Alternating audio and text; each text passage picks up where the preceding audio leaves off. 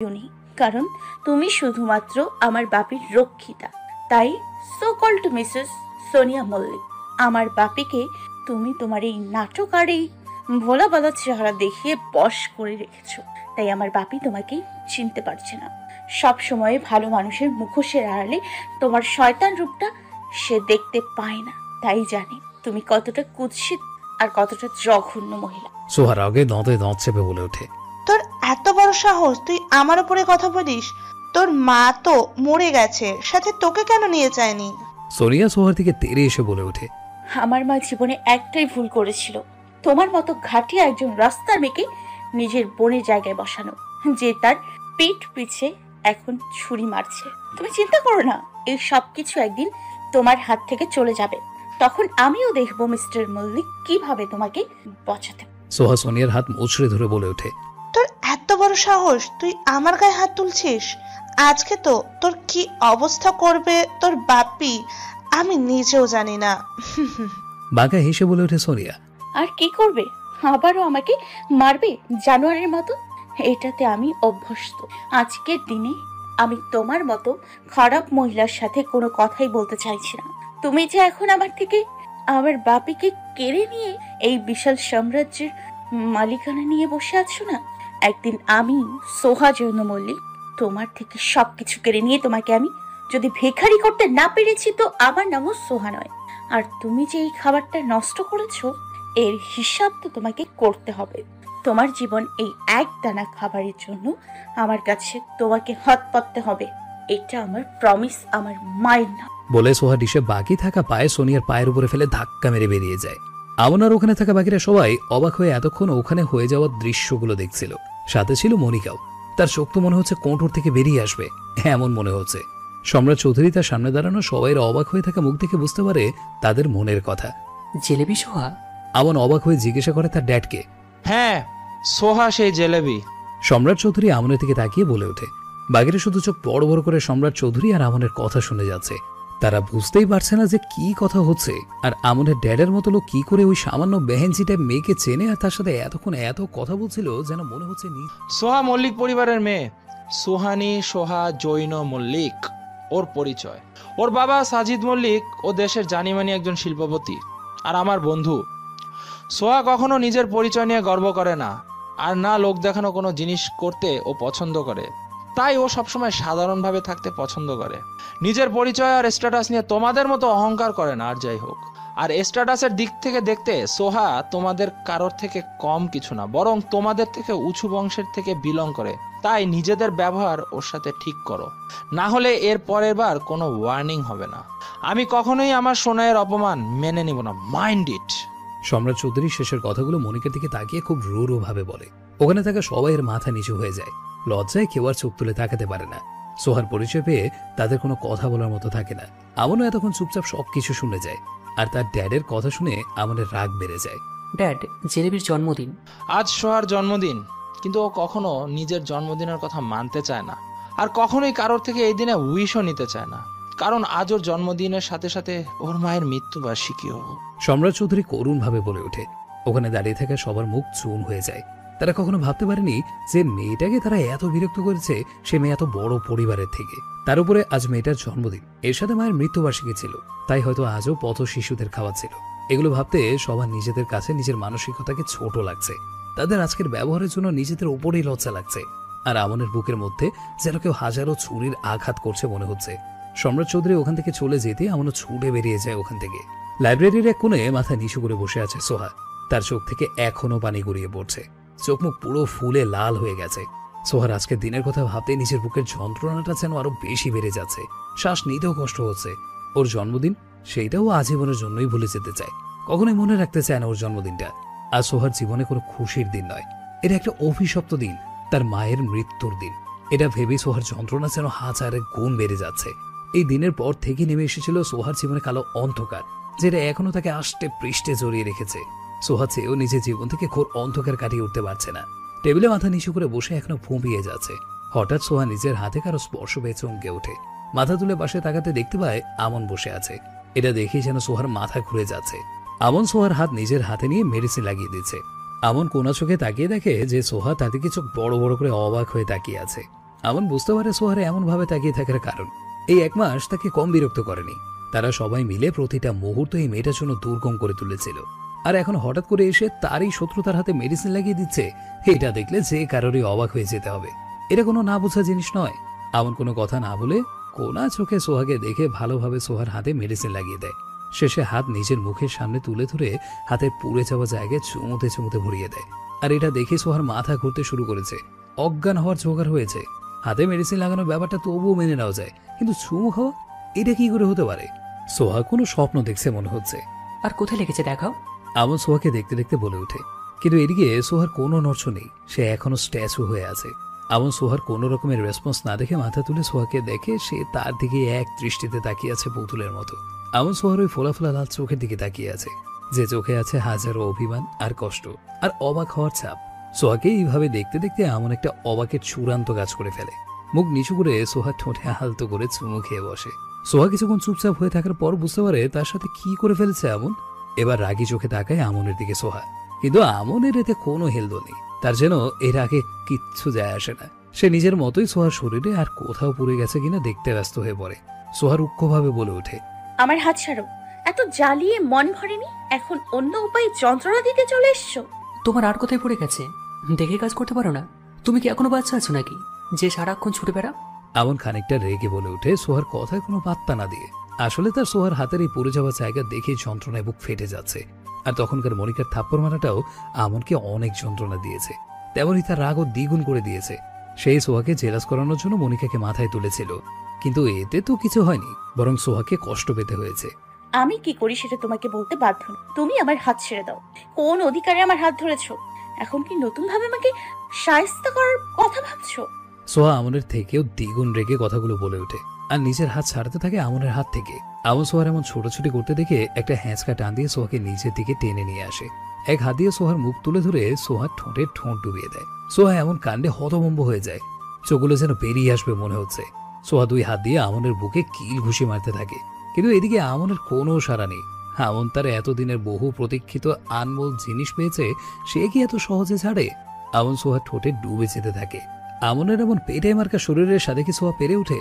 শেষে সোহা কেঁদে দেয়। আমনের মুখে সোহার পানি পড়তে আমন সোহাকে ছেড়ে দেয়। মাথা উঁচু করে সোহার চোখের পানি তার ঠোঁট দিয়ে শুষে নেয়। আমন সোহাকে বলে ওঠে, আর একটা কথা বললে এর থেকে আরো বেশি কিছু হবে। এখন বলো আর কোথায় পড়ে গেছে? আপনার কথা শুনতে আমি বাধ্য নই। আমাকে এত জ্বালিয়ে বিরক্ত করে তোমাদের শান্তি হয়নি, এবার আমাকে এইভাবে অপমানিত করতে চেয়েছো? ছি! সোহা আমনের বুকে ধাক্কা মেরে বলে ওঠে। তারপরে নিজেকে আমনের থেকে ছাড়িয়ে নিয়ে ছুটে বেরিয়ে যায় কাঁদতে কাঁদতে। এদিকে আমন পেছন থেকে ডেকেও সোহাকে পায় না। আমনও সোহার পেছন পেছন বেরিয়ে আসে। সিঁড়ির কাছে আসতে মনিকা আমনের সামনে এসে দাঁড়ায়। হাত বাড়িয়ে আমনের গলা জড়িয়ে ধরতে নিলে আমন সরিয়ে দেয়। তার মনে পড়ে সকলের কথাগুলো, মনিকার মারা সোহাকে থাপ্পড়টা। এটা ভাবতে আমনের মাথায় আগুন জ্বলে ওঠে, নিজেকে আটকে রাখতে পারে না, চোখ মুখ লাল হয়ে যায়। আজ সে সোহাকে সবার সামনেই থাপ্পড় দিয়েছে, এত বড় সাহস হলো কি করে তার? এগুলো ভাবতে মাথার রক যেন ছিঁড়ে যাচ্ছে আমনের। মনিকা আবারও আমনকে জড়িয়ে ধরতে গেলে আমন পেছনে সরে যায়, আর সাথে সাথে মনিকা সিঁড়ি থেকে পা পিছলে পড়ে যায় নিচে। আমন একদম সিঁড়ির কানায় দাঁড়িয়ে থাকা এর হয়েছে। আমন মনিকাকে নিচে পড়তে দেখে 2 হাত পকেটে রেখে দেখতে থাকে মনিকা কিভাবে গড়িয়ে গড়িয়ে নিচে পড়ছে। মনিকা আমনের দিকে হাত বাড়িয়েও ধরতে পারেনি, নিচে পড়ে যায়। মাথা থেকে রক্ত পড়ছে। সে সিঁড়ি থেকে পড়ে সাথে সাথে অজ্ঞান হয়ে যায় মনিকা। এদিকে সবাই ছুটে এসে মনিকাকে তোলে। এটা কি হলো? তুই ওকে ধরে নিলি না কেন? পেছন থেকে তাহির এসে আমনের কাঁধে হাত রেখে বলে ওঠে, এটা ছিল কর্মের ফল। যেমন কর্ম তেমন তো ফল পাবে, তাই না? ওর এত বড় সাহস, ও সোহার গায়ে হাত তোলে, এটা তোকে পেতেই হবে। আমন দাঁতে দাঁত চেপে ধরে বলে বেরিয়ে যায়। এদিকে তাহির অবাক হয়ে আমনের চলে যাওয়ার দিকে দেখতে থাকে। আমনের বলা কথাগুলো শুনে ও খুব অবাক হয়ে যায়। তার সাথে আমনের করা কাজ আরও হয়রান করে। আমন লাভ সোহা, বিড়বিড় করে বলে ওঠে তাহির। অন্যদিকে মেঝেতে পড়ে আছে সোহা, ঠোঁটের কোল থেকে রক্ত গড়িয়ে পড়ছে। মাথা ফেটে রক্ত কপাল ছুঁয়ে পড়ছে। উঠে বসার মতো শক্তি পাচ্ছে না সোহা। শরীরে এতগুলো ঘা থাকার পরেও চোখ দিয়ে এক ফোঁটাও পানি পড়ছে না। মুখে ফুটে আছে তাচ্ছিল্য আর ঘৃণা ভরা হাসি। এতদিন সোহার মনে যেটুকু সহানুভূতি ছিল সেটুকু আজ শেষ হয়ে গেছে। ঘৃণা ভরা চোখে তাকিয়ে আছে সামনে দাঁড়িয়ে থাকা সাজিদ মল্লিকের দিকে। না, সে তার বাপি না। এতদিন যেটুকু মনে জায়গা ছিল সেইটাও নেই। এখন শুধু একটা রাক্ষস জানোয়ার ছাড়া আর কিচ্ছু ভাবে না। টেবিলের উপরে থেকে গরম পানির পাত্রটা সোহার গায়ের উপরে ছুঁড়ে মারে। সোহার দিকে আগুন চোখে তাকিয়ে রুমের দিকে চলে যায়। সোনিয়া শয়তানি হাসি দিয়ে সোহার দিকে এগিয়ে আসে। মেঝেতে হাঁটু মুড়ে বসে সোহার ঠোঁটের কোণে রক্ত আঙুল দিয়ে তুলে নিয়ে বাঁকাভাবে দেখতে থাকে। তুই কি জানিস তোর এই মল্লিক পরিবারে কোনো দাম নেই? আমি যদি চাই তাহলে তোর বাপি তোকে এখানেই জানে মেরে ফেলবে। তুই মনে করিস তুই এই পরিবারে হুকুম চালাতে পারিস? মনে হয় এতদিনও বুঝতে পারলি না যে তোর এখানে কানা করিও দাম নেই। তোকে এখানে ছেঁড়া জুতোর মতো ফেলে রাখা হয়েছে। যখন চাইবো তখন বাইরে ছুড়ে ফেলে দেব। তোর মা তো তোকে কিছু শেখাতে পারলো না, তার আগেই ওপরে চলে গেল। হয়তো তুই এখনো জানিস না যে তোর যে মারগুলো এতদিনে পড়েছে সেটা কম হয়েছে, এখনো অনেক বাকি। এখন আমাকেই তোকে শেখাতে হবে কি করতে হবে আর কি করতে হবে না। তোর বাপি আমাকে বিয়ে করেছে, আমি মিসেস মল্লিক সম্পর্কে তোর মা, তাই আমি যা ইচ্ছে তাই করতে পারি। এটা তো কিছুই না, এখনো অনেক বাকি আছে। বলে একটা বিশ্রী হাসি দিয়ে উঠে চলে যায় সোনিয়া। সোহা কোনো কথা বলে না, কারণ তার মনে এতদিন যে নরম দিক ছিল যে এটা এখন এই মুহূর্তে থেকেই শেষ হয়ে গেছে। এখন শুধু আছে ঘৃণা ভরা, চোখে সব পানি শুকিয়ে গেছে, মাথা ঠোঁট থেকে রক্ত পড়ছে, কিন্তু মুখে কোনো কষ্ট যন্ত্রণার চিহ্ন মাত্র নেই। কাজের লোক সোহার ফুলকাকু সোহাকে মেঝে থেকে তুলতে গেলে সোহার দৃষ্টির সামনে রেখে অতি কষ্টে উঠে বসে। আস্তে আস্তে নিজের শরীরটাকে ঘষতে ঘষতে উপরের দিকে চলে যায়। চোখে পানি নিয়ে তাকিয়ে থেকে সোহার চলে যাওয়ার দিকে কাছের লোক। সোহা নিজের রুমে গিয়ে বেডের সাথে গায়ে হেলান দিয়ে চোখ বন্ধ করে বসে। শরীরে বিভিন্ন জায়গা থেকে রক্ত পড়ছে, শাড়ির আঁচল ছিঁড়ে গেছে, কিন্তু সোহাকে দেখে মনে হচ্ছে না যে সোহার কোনো কষ্ট হচ্ছে। এখন সোহাকে কোনো পুতুল ছাড়া আর কিচ্ছু মনে হচ্ছে না। কিছুক্ষণ আগে সোহা ইউনিভার্সিটি থেকে ফিরে বাড়িতে ঢুকতেই দেখতে পায় সোনিয়া সোফায় পায়ের উপরে পা তুলে বসে তরমুজ খাচ্ছে আর দানাগুলো চারিদিকে ছড়িয়ে ফেলছে। কাজের লোক আর সোহার ফুলকাকুকে বাড়ি থেকে বেরিয়ে যাওয়ার জন্য বলছে, কারণ একটু আগেই কাজের লোক পাশ থেকে দাঁড়িয়ে বলেছিল, নোংরা মহিলা যখন থেকে এই পরিবারে এসেছে পুরো পরিবারকে খেয়ে ফেললো ডাইনির মতো। এই শয়তান মহিলাকে তো বাড়ি থেকে ঘাড় ধাক্কা দিয়ে বের করে দেওয়া উচিত। এই কথাগুলো সোনিয়া শুনতেই এখন বের করে দিতে চাইছে সোনিয়া কাজের লোককে। সোহা এসব দেখে সামনে থেকে এগিয়ে যায়। সোহা রেগে বলে ওঠে, সোনিয়া, তুমি আমার লোককে এভাবে বাড়ি থেকে বের করে দিতে পারো না। আমি তোমাকে আগেও বলেছি এটা। সাজিদ মল্লিক তখনই লিভিং রুমে আসে। তোমার সাহস কি করে হলো তোমার মায়ের সাথে এইভাবে কথা বলার? তোমার মা এতদিন তোমাকে আমার কাছে আড়াল করে এসেছে, কিন্তু আমি আজ নিজে দেখলাম তুমি কি ব্যবহার করো। হাবি, ও বাচ্চা, বুঝতে পারে না তাই বলে ফেলেছে। সোনিয়া মিষ্টি মিষ্টি ভাবে বলে ওঠে নাটক করে। সোহা রগে চিৎকার করে বলে ওঠে, তোমাকে আর বেশি নাটক করতে হবে না। এটা বাপি বুঝতে না পারলেও আমি জানি, তাই এই ভালো মানুষের মুখোশ পরে থাকতে হবে না। আর আমার বাপির মাঝে কোনো কথা বলবে না। ঠাস! সাজিদ মল্লিক কোনো কথা না বলেই সোহার দিকে এগিয়ে এসে গায়ের সব শক্তি দিয়ে সোহাকে থাপ্পড় মারে। সাথে সাথে ঠোঁট কেটে রক্ত বের হয় আর গালে 5 আঙুলের দাগ বসে যায়। তোমার মায়ের থেকে ক্ষমা চাও। এইভাবে কথা বলার সাহস কোথায় থেকে পাও? হ্যাঁ, সোনিয়া তোমার মা হয় আর আমি আপনার মেয়ে বাপি। সোহা চিৎকার করে বলে ওঠে, আমি যখন তোমাকে জন্ম দিতে পেরেছি তখন আমি তোমাকে মেরেও ফেলতে পারি। আমি চাইলে আবারও বাচ্চার জন্ম দিতে পারতাম, কিন্তু সোনিয়া নেয়নি। বাচ্চা খুব খারাপ হয়। আমি ভুল করেছি। তোমার মতন একটা মেয়েকে জন্ম দিয়ে আমি তোমাকে নাম দিয়েছি, কিন্তু তুমি কি করলে? সাজিদ মল্লিক চিৎকার করে বলে সোহাকে ধাক্কা মেরে নিচে ফেলে দেয়। আমি নোংরা, কারণ আপনি নিজেই একজন নর্দমার কীট। সোহা মেঝেতে পড়ে ঘৃণা ভরা চোখে বলে ওঠে। সাজিদ মল্লিকের বলা প্রতিটা কথা গিয়ে সোহার বুকে এক একটা তীরের মতো গেঁথে গেছে।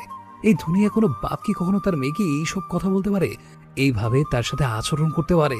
আজকে সব কথাগুলো শুনেই সোহার মনে থাকা তার বাপের প্রতি বেঁচে থাকা কিঞ্চিত পরিমাণ ভালোবাসাটাও ঘৃণাতে পরিণত হয়েছে। তাই চোখের পানি শুকিয়ে গেছে, কিন্তু বুকের মধ্যে শুরু হয়েছে রক্তক্ষরণ। সাজিদ মল্লিক সোহার কথা শুনেই ফুটবলের শটের মতো সোহাকে একটা লাথি মারে। পাশে দেয়াল থেকে টানানো চাবুক নামিয়ে এনে সোহাকে পেটাতে থাকে। শেষে টেবিল থেকে গরম পানির পাত্র নিয়ে সোহার গায়ে ফেলে, আর তার সাথে সোনিয়ার নোংরা কথা সোহাকে ভেঙে গুড়িয়ে ইমোশনলেস পাথর বানিয়ে ফেলেছে। অন্যদিকে আমন, ড্যাড, তোমার সাথে আমার কিছু কথা ছিল। আমন স্টাডি রুমে তার ড্যাডের কাছে এসে বলে ওঠে। সম্রাট চৌধুরী জানেন আমন কি কথা বলতে এসেছে, তাই তিনি ফাইল থেকে মুখ উঠিয়ে আমনকে বসতে ইশারা করে। আমি জানি তুমি কি বলতে এসেছো। তুমি সোনাইয়ের ব্যাপারে জানতে চাও, তাই না? সম্রাট চৌধুরী জিজ্ঞাসা করেন ভ্রু কোঁচকে। হ্যাঁ ড্যাড, সোহা যদি আমার ছেলেপি হয় তাহলে ও তো মল্লিক পরিবারের মেয়ে, তাহলে ওকে দেখে কেন মনে হয় না? আর তাছাড়া ওর নাম তো সোহাজন হিসেবে রেজিস্টার করা আছে, আর ওর এই অবস্থা কি করে হলো? আর ও জন্মদিন আর মায়ের মৃত্যুদিন, মানে আমি ঠিক বুঝতে পারছি না। আমি সবকিছু শুনতে চাই ড্যাড, আমাকে সবকিছু বলো। আমন অস্থিরভাবে বলে ওঠে। সম্রাট চৌধুরী বলে ওঠে ভাঙা গলায়, সোহাই তোমার সেই ছোটবেলার জেলেবি। ও মল্লিক পরিবারের মেয়ে, সাজিদ মল্লিক আর আরিনা মল্লিকের মেয়ে। আমরা যখন হায়দ্রাবাদে থাকতাম আমরা একটাই পরিবার ছিলাম, সবকিছু আমাদের একসাথে ছিল। সাজিদ আর আমি দুই বন্ধু হলেও কখনো আমরা নিজেদের কোনোদিনও দুই ভাই ছাড়া আর কিছু মনে করিনি। আর আমাদের মতো তোমার আর সোনাইয়ের বন্ধুত্ব ছিল কেউ কাউকে ছাড়া চলতে না। সেদিনটা ছিল সোনাইয়ের 6 বছরের জন্মদিনের দিন। সোনাইয়ের মায়ের মৃত্যু হয় সিঁড়ি থেকে পড়ে গিয়ে। আকস্মিক এই ঘটনায় সোনাই পুরো মানসিকভাবে ভেঙে পড়েছিল। তখন ওর কতই বা বয়স, আর চোখের সামনে মায়ের মৃত্যু দেখে পাথর হয়ে গিয়েছিল। আর সেদিন থেকে ওর জীবনে অন্ধকার নেমে এসেছে। আমরা তখন তোমাকে নিয়ে লন্ডন ছিলাম তোমার অ্যাক্সিডেন্টের জন্য চিকিৎসা করাতে। আমরা থাকতে পারিনি সোনাই মায়ের জন্মদিনে, আর এতেই সব থেকে বড় ক্ষতি হয়ে গেছে। আমরা যখন ফিরে এসেছিলাম তখন অনেক দেরি হয়ে গিয়েছিল। তোমার আন্টি মরে যাবার পর সোনিয়া সহানুভূতিশীল সোনাই আর তোমার আঙ্কেলের খেয়াল রাখার দায়িত্ব নিয়ে তোমার আঙ্কেলকে নিজের জালে ফাঁসিয়ে ভালোবাসার মোহতে ফেলে দুর্বলতার সুযোগ নেয়। তোমার আঙ্কেলের চোখে সোনাইকে খারাপ আর চোখের বিষ করে তোলে। তোমার আঙ্কেলকে বোঝায় সোনাইয়ের জন্য তোমার আন্টি মারা গেছে। তখন থেকেই শুরু হয় অত্যাচার।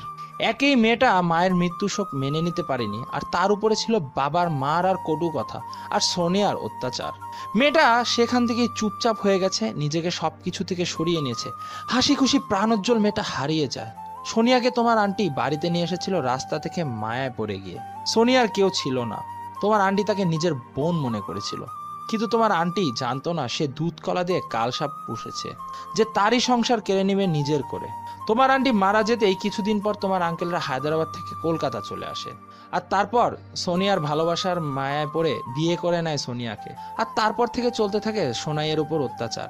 আমরা যখন দেশে ফিরে আসি তখন তোমার আঙ্কেলরা হায়দ্রাবাদ থেকে চলে এসেছিল। ওই বাড়ি ছিল তোমার আন্টির আর তার পরবর্তীতে সোনাইয়ের, আর তাই ওটা বিক্রি করতে পারেনি। আমরা ফিরে এসে ওই বাড়ি নিয়ে গিয়ে খোঁজ নিতেই জানতে পারি আমি ভেজা ভেজা গলায় বলে ওঠে আমন। তার মানে আমরা এই জন্য তখন হায়দ্রাবাদ থেকে কলকাতা এসেছিলাম, শুধুমাত্র আমার ছেলেপির জন্য? সম্রাট চৌধুরী ব্যথা ভরা গলায় বলে ওঠে। একদমই তাই। আমি খোঁজ নিয়ে জানতে পারি ওরা কলকাতা চলে এসেছে, তাই আমরাও এখানে ফিরে আসি আমার বাবার কাছে। আমি হায়দ্রাবাদ থেকে পড়াশোনা করে ওখানেই সেটেল করেছিলাম, তাই তোমার দাদু আমাদের উপর নারাজ ছিল। আর এই সূত্রে আমরা আবারও ফিরে আসি কলকাতা। আর তোমার আঙ্কেল জানতো না যে আমার পৈতৃক বাড়ি কলকাতাতে। তোমার আন্টি আমাকে নিজের ভাই মনে করত, আর আমি তাকে আমার বোনের মতো ভালোবাসতাম। তাই ওর শেষ চিহ্নকে বাঁচিয়ে রাখতে আমরা এখানে। আমন অবাক হয়ে যায়। বাঁচিয়ে রাখতে মানে কি বলতে চাইছো? সম্রাট চৌধুরী ছোট্ট একটা চিরকুট আমনের দিকে এগিয়ে দিয়ে বলে ওঠে। তোমার আন্টির শেষ কথা ছিল আমি যেন সোনাইকে দেখে রাখি, কারণ তোমার আন্টির মৃত্যু স্বাভাবিক কোনো মৃত্যু ছিল না। আরিনা হয়তো কিছু বুঝতে পেরেছিল, তাই মৃত্যুর আগে এটা রেখে যায়। আমি যখন ওই বাড়িতে খুঁজতে গিয়েছিলাম তখন এটা সিঁড়ির পাশে পড়ে থাকা ফ্লাওয়ার ভাসের মাঝে পেয়েছিলাম। আমন চিরকুটটা হাতে নিয়ে খুলতেই আমনের চোখ বড় বড় হয়ে যায়, কারণ ওতে রক্ত দিয়ে আঁকা বাঁকা ভাবে আঙুলের সাহায্যে লেখা আছে, ভাইয়া আমার লাডোকে দেখো, ওর সামনে বিপদ। বিপদের দটা পুরো লেখা নেই, ওটা টানা হয়ে গেছে। মনে হয় আর সময় পায়নি তখন। এটা দেখে আমনের চোখে মুখের পরিবর্তন হয়ে যায়। এটা দেখে সম্রাট চৌধুরী আবার বলে ওঠে। আমি খোঁজ নিয়ে সোনাইকে খুঁজে বের করি, ওকে সবসময় চোখে চোখে রাখি। আমি শুধুমাত্র ওর জন্মদিন আর ওর মায়ের মৃত্যুদিন এর দিনই ওর সাথে দেখা করতে পারি। আর তাছাড়া ওকে দূর থেকেই দেখে রাখি। ওকে মেরে ফেলারও চেষ্টা করা হয়েছিল, কিন্তু সফল হয়নি। তাই ওকে প্রতিদিন অত্যাচার করে মৃত্যুর মুখে ঠেলে দিচ্ছে প্রতি মুহূর্তে। কিন্তু আমি চেয়েও কিছু করতে পারিনি, শুধুমাত্র সোনাইয়ের জন্য। কিন্তু আর 9 দিন পর এবার আমি ওদেরকে শেষ করব। সোনাইয়ের 18 বছর না হওয়া পর্যন্ত ও ওর বাবার কাছে থাকার নির্দেশ পেয়েছে কোর্ট থেকে। আমি কেস করেছিলাম আর তার থেকেই এই রায় বের হয়। তাই আমি চেয়েও নিতে পারিনি নিজের কাছে সোনাইকে। আর সেই থেকে আমাদের বন্ধুত্ব শত্রুত্বের রূপ নেয়। প্রপার্টি শেয়ারে 70% তোমার আন্টির নামে ছিল আর 30% তোমার আঙ্কেলের নামে। তোমার আন্টির মৃত্যুর পরে তার শেয়ার সোনাইয়ের নামে হয়ে যাবে, এই ভেবে উইল করা হয়েছিল। তাই তোমার আন্টির মৃত্যুর পরেই সোনাইয়ের জীবনের ঝুঁকি ছিল, ওকে মেরে ফেলার চেষ্টা করা হয়েছিল। কিন্তু এরপরেই জানতে পারে যে এই প্রপার্টি সোনাইয়ের 18 বছর বয়স না হওয়া পর্যন্ত কোথাও ট্রান্সফার হবে না। তার আগে যদি সোনাইয়ের মৃত্যু হয় তাহলে পুরোটা অনাথ আশ্রমে চলে যাবে। তাই এতদিন ধরে মেয়েটা প্রতিটা দিন প্রতিটা মুহূর্ত অত্যাচার সহ্য করেছে। এবার দিন শেষ আর খেলাও। দাঁতে দাঁত চেপে বলে ওঠে সম্রাট চৌধুরী। আমন বিস্ময়ের রাগ নিয়ে বলে ওঠে, মানে এই পুরোটা ছিল প্রি প্ল্যান? সোহার বাপি এতে যুক্ত? সম্রাট চৌধুরী বলে ওঠে। সাজিদের ব্যাপারটা আমি জানি না, তবে এটা সোনিয়ার প্ল্যান আর এর সাথে ওর কোনো খেলা আছে। তবে এখনো এর ইনভেস্টিগেট চলছে। শুধু এটা জানা গেছে এই সব কিছুর পেছনে আছে সোনিয়া, কিন্তু এর সাথে আরো কিছু মিস্ট্রি আছে যেটা জানা বাকি আছে। কিন্তু তার আগে সোনাইকে ওই নরক থেকে মুক্ত করতে হবে। আমন প্রশ্ন করে, কিন্তু ড্যাড, আমি একটা জিনিস বুঝতে পারছি না, জেলেবি সোহানি সোহা মল্লিক থেকে জৈন কি করে হলো? আর তার সাথে আমাকে কি তাহলে চেনে না? সম্রাট চৌধুরী বলে ওঠে, তোমার আন্টির নাম ছিল আরিনা জৈন। তোমার আন্টি আর তোমার আঙ্কেলের লাভ ম্যারেজ ছিল। তোমার আন্টি জৈনের সাথে মল্লিক সারনেম ইউজ করত, আর তাই বড় হয়ে শোনায় তার বাপের ব্যবহার থেকে তার নামের সাথে শুধু সোহা জৈন বলে পরিচয় দেয়। সোহা নামটা তোমার আন্টির দেয়া। ও কখনোই নিজেকে মল্লিক নামে পরিচিত করে না। আর ছোটবেলা থেকে ও আমাকে সিম সিম বলে ডাকতো, এটা নিশ্চয়ই তোমার মনে আছে। ও শুধু জানে আমাদের টাইটেল চৌধুরী, আমার নামও জানে না, আর না তোমার। তোমার নিশ্চয়ই মনে। ইয়েস ড্যাড, আর নয়, অনেক হয়েছে। এবার আমি আমার ছেলেপিকে ফিরিয়ে নিয়ে আসবো। ওর সাথে হওয়া প্রত্যেকটা অন্যায়ের হিসাব শুধু আসলে বুঝে নেব। আমন দাঁতে দাঁত চেপে বলে উঠে বেরিয়ে যায়। রাতের অন্ধকারে পুরো রুম অন্ধকারে ঢেকে আছে। রুমের বারান্দা থেকে বাইরের আলো এসে পড়ছে। রুমে সে আলোতে আবছা পরিবেশ সৃষ্টি হয়েছে। বারান্দা থেকে ভেতরে ঢুকে আসে আমন। রুমে ঢুকতেই চোখ যায় বিছানায় হেলান দিয়ে মেঝেতে হাঁটুর উপরে মাথা দিয়ে বসে আছে সোহা। আস্তে আস্তে এগিয়ে যায় আমন সোহার দিকে। হাঁটু মুড়ে নিচে বসে সোহার দিকে ঝুঁকে দেখে সোহা ঘুমিয়ে গেছে। আমন মাটিতে বসে সোহার মাথায় হাত বুলিয়ে দিতে থাকে। দীর্ঘ শ্বাস নিয়ে বলে ওঠে আমন, আই এম সরি ছেলেপি, আমি তোমাকে ভুল বুঝেছিলাম। আমি ভেবেছিলাম তুমি আমাকে ভুলে গেছো। তুমি আমাকে ছোট্টবেলায় ছেড়ে চলে এসেছিলে, তাই আমিও তোমার উপর খুব রেখেছিলাম। মনে ছিল তোমার জন্য এক রাশ অভিমান। লন্ডন থেকে ফিরে তোমাকে না পেয়ে মনে করেছিলাম তুমি আমাকে ছেড়ে চলে গেছো, কিন্তু আমি জানতাম না তুমি এত কষ্টের মাঝে ছিলে। তাই আমি ড্যাডের সাথে ফিরে এলাম দাদুর বাড়ি, কিন্তু তোমাকে ভুলতে পারিনি। ছোট থেকে তোমার পরে আর কোনো বন্ধুই ওঠেনি, কিন্তু যত বড় হতে থাকলাম ততই সবাই আমার চেহারা আর আমার টাকার প্রেমে পড়তে লাগলো। আর আমিও খেলতে লাগলাম সবার সাথে। আমার রূপে সবাইকে পড়াতে লাগলাম, কিন্তু কাউকে মনে জায়গা দিইনি। কিন্তু সেদিনের পর থেকে তুমি আমার ঘুম কেড়ে নিয়েছো। ইউনিভার্সিটির প্রথম দিন তোমাকে দেখেই আমার পা দাঁড়িয়ে গেছিল।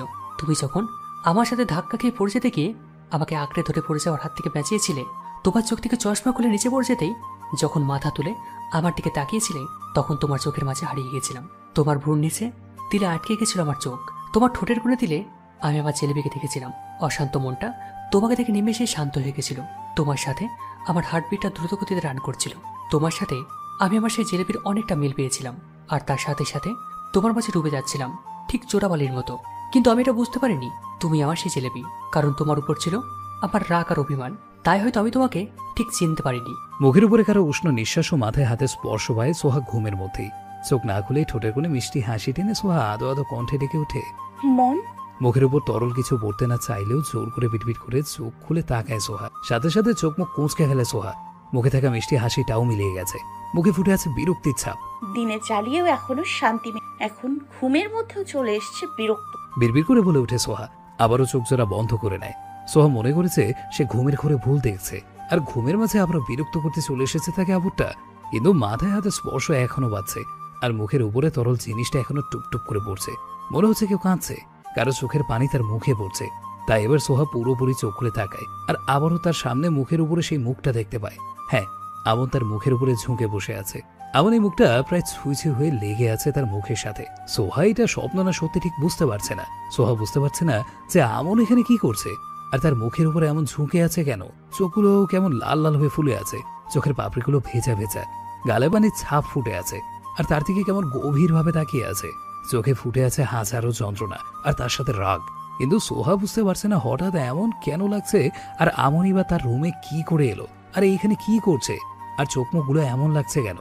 সোহা ভ্রু কুঁচকে আমনের দিকে তাকিয়ে আছে।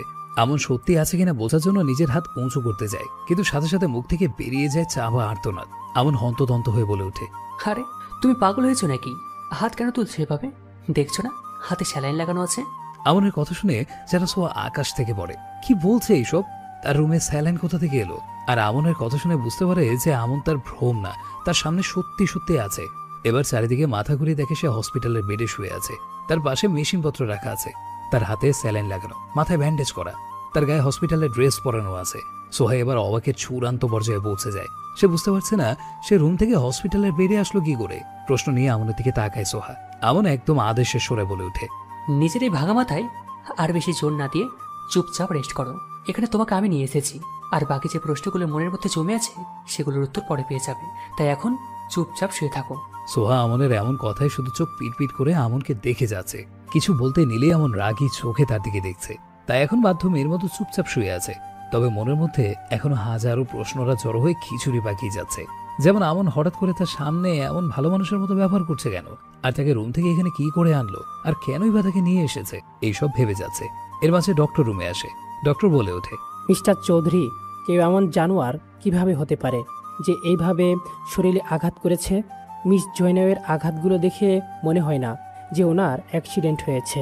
শরীরের প্রতিটা ক্ষত দেখে মনে হচ্ছে কেউ হিংস্র জানোয়ারের মতো পিটিয়েছে।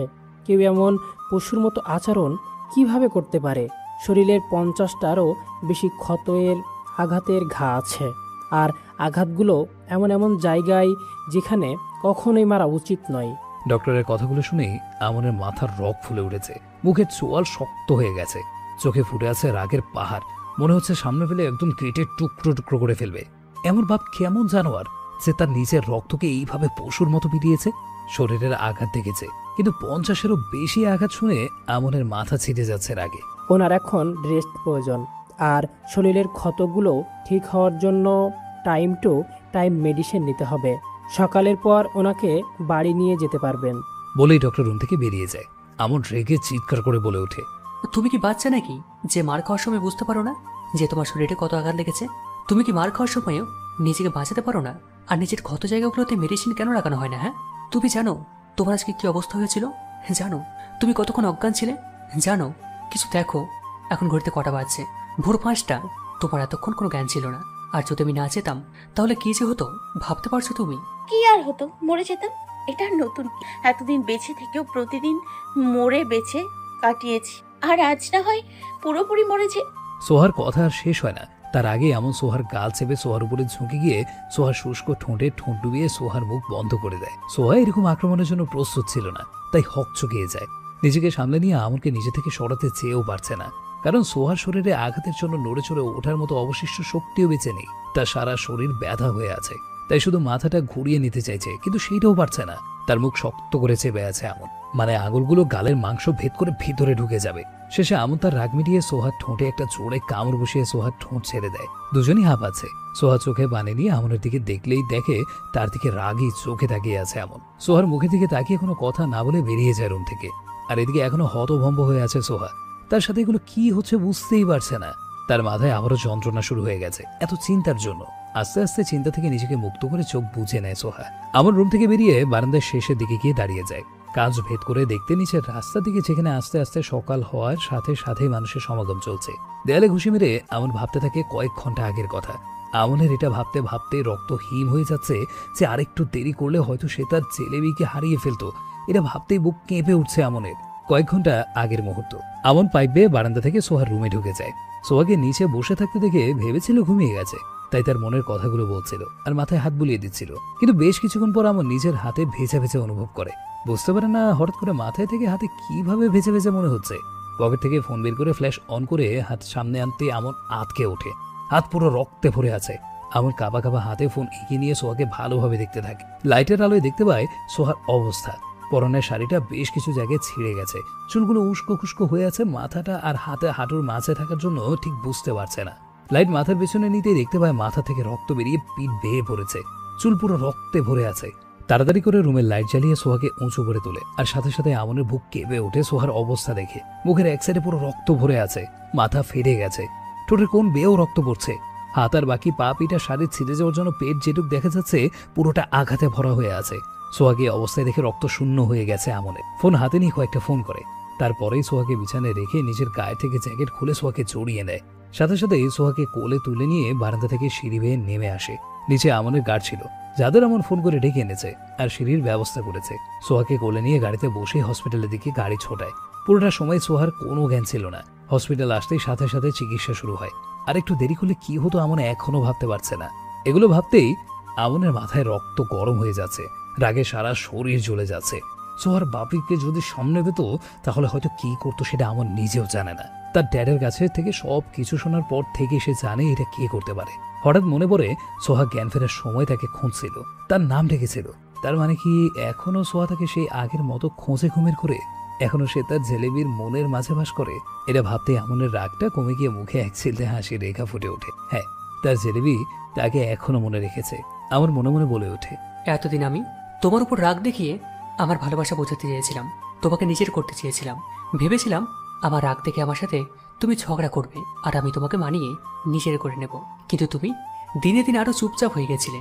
কিন্তু আর নয়, এবার তুমি দেখবে এই আমন চৌধুরী কে, যে কি কি করতে পারে আর কি কি হতে চলেছে তোমার সাথে। এবার দেখবে তোমার মনের দিওয়ানাপানা। তুমি শুধু দেখতে থাকো মাই লাভ। সোহা চারিদিকে দেখছে আর রাগ লজ্জা আর বিরক্তি নিয়ে নিজেকে ছাড়াতে চাইছে আমনের থেকে। আমন সোহাকে কোলে নিয়ে হসপিটাল থেকে নিয়ে যাচ্ছে। সোহার পায়ে চোটের জন্য হাঁটতে অসুবিধা হচ্ছিল, তাই আমন সোহাকে করে তুলে নেয়। সোহা আমনের থেকে নিজেকে ছোটানোর জন্য হাত পা ছুটিয়ে নিতে গেলে আমন সোহাকে আরো শক্ত করে নিজের বুকের সাথে লাগিয়ে। সোহা চারিদিকে দেখতে ব্যস্ত, কারণ হসপিটালে সবাই এখন তাদেরই দেখছে, আর কেউ কেউ মুচকে মুচকে হাসছে। আর এইসব দেখে সোহা নিজেকে ছাড়াতে না পেরে রাগ লজ্জা আর বিরক্তি নিয়ে আমনের কাঁধে নিজের মুখ লুকিয়ে। আমন এতক্ষণ নিজের মুখ শক্ত করে রাখলেও সোহা তার কাঁধে মুখ লুকিয়ে নেওয়াতে মুখে হাসি ফুটে ওঠে। আমন বলে উঠে, নিজের শক্তি না দেখিয়ে চুপচাপ শান্ত হয়ে থাকো। তোমার মনে হয় তোমার এই হাওয়ার মতো শরীর নিয়ে তুমি আমার কাছ থেকে নিজেকে ছাড়িয়ে নিতে পারবে? চারদিকে সবাই আমাদের দিকে দেখছে। তোমাকে কে বলেছে আমাকে এইভাবে কোলে নিতে? আর তাছাড়া আমি বুঝতে পারছি না যে হঠাৎ করে আমার সাথে এত চিপকানোর মতো কি হয়েছে, নাকি এটাও তোমার আমাকে অপমান করার একটা রাস্তা? সোহা আমনের কাঁধে মুখ লুকিয়ে দাঁতে দাঁত চেপে ধরে বলে ওঠে, চারিদিকে সবাই দেখছে, কারণ ওরা তোমাকে দেখে চলছে। কারণ ওরা আমার মতো ছেলেকে পায়নি। আমার মতো এত সুন্দর একটা ছেলে তোমার মতো একটা মেয়েকে কোলে নিয়ে যাচ্ছে। ওরা ভাবছে আমাদের মধ্যে কত কিনা ভালোবাসা। তাই আর তোমার বাকি প্রশ্নের উত্তরগুলো তাড়াতাড়ি পেয়ে যাবে। তাই নিজের খিচুড়ি পাকা মাথা রাখে শান্ত রাখো। আমন সোহাকে বলে ওঠে। সোহা আমনের কথা শুনে আর কোনো কথা বলেনি, চুপচাপ মনে মনে আমনকে গালাগাল দিতে থাকে। মুখ ফুলিয়ে রেখেছে সোহা, আর এটা দেখে আমনের ঠোঁটের কোণে হাসি ফুটে ওঠে। আমন সোহাকে নিয়ে মল্লিক ম্যানশনে চলে আসে। গাড়ি থেকে নেমে ঘুরে এসে সোহার দিকে গাড়ির দরজা খুলে ভেতরে ঝুঁকে সোহাকে কোলে তুলে। এদিকে সোহার মুখের এক্সপ্রেশন চেঞ্জ হয়ে গেছে নিচের বাড়ি দেখতে। সে জানে এখন ভিতরে গেলে আবারও তাকে তার ওই বাবা নামক প্রাণীকে দেখতে হবে। আর এখন তো ওর সাথে এই বদমাস ছেলেটাও আছে। তবে আমনের এখনকার ব্যবহার দেখে সোহা বদমাস বলে মনে করতে পারে না। সোহার এইসব ভাবনার মাঝেই আমন সোহাকে কোলে নিয়ে বাড়ির ভেতরে যায়। বাড়ির ভেতরে যেতেই দেখে ব্রেকফাস্ট টেবিলে বসে সোনিয়া ও সাজিদ মল্লিক ব্রেকফাস্ট করছে। আমন কারো দিকে না থেকে ভেতরে ঢুকে সোহাকে সোফায় বসিয়ে দেয়। সোহা হঠাৎ এমন ভাবে একটা ছেলের কোলে আসতে দেখে সোনিয়ার মাথা ঘুরে যায়। আর সাজিদ মল্লিক তো রাগী চোখে দেখছে। কাজের লোক সোহার ফুলকাকু সোহাকে এমন অবস্থা দেখে ছুটে আসতে এমন সবাইকে আনদেখা করে দেয়। সাজিদ মল্লিক রেগে বলে ওঠে, সকাল থেকে তুমি কোথায় ছিলে? তোমার সাহস কি করে হলো বাইরে যাওয়ার? সোনিয়া ভালো মানুষের মতো করে ধীরে ধীরে বলে ওঠে, তুমি জানো না তোমার বাপি সকাল সকাল অফিসে যাবে? ব্রেকফাস্ট আর বাড়ির কাজ না করে তুমি বাইরে কোথায় ঘুরতে গিয়েছিলে? আজ তোমার জন্য কত দেরি হয়ে গেল। আর তার উপর এটা কে যার কোলে উঠে এলে? তুমি জানো না আমাদের একটা রেপুটেশন আছে এই সমাজে? আমন গম্ভীরভাবে কাজের লোককে বলে ওঠে, ওদের কথা এড়িয়ে গিয়ে যেন শুনতে পাইনি। ও সমস্ত জিনিসপত্র গুছিয়ে দিন।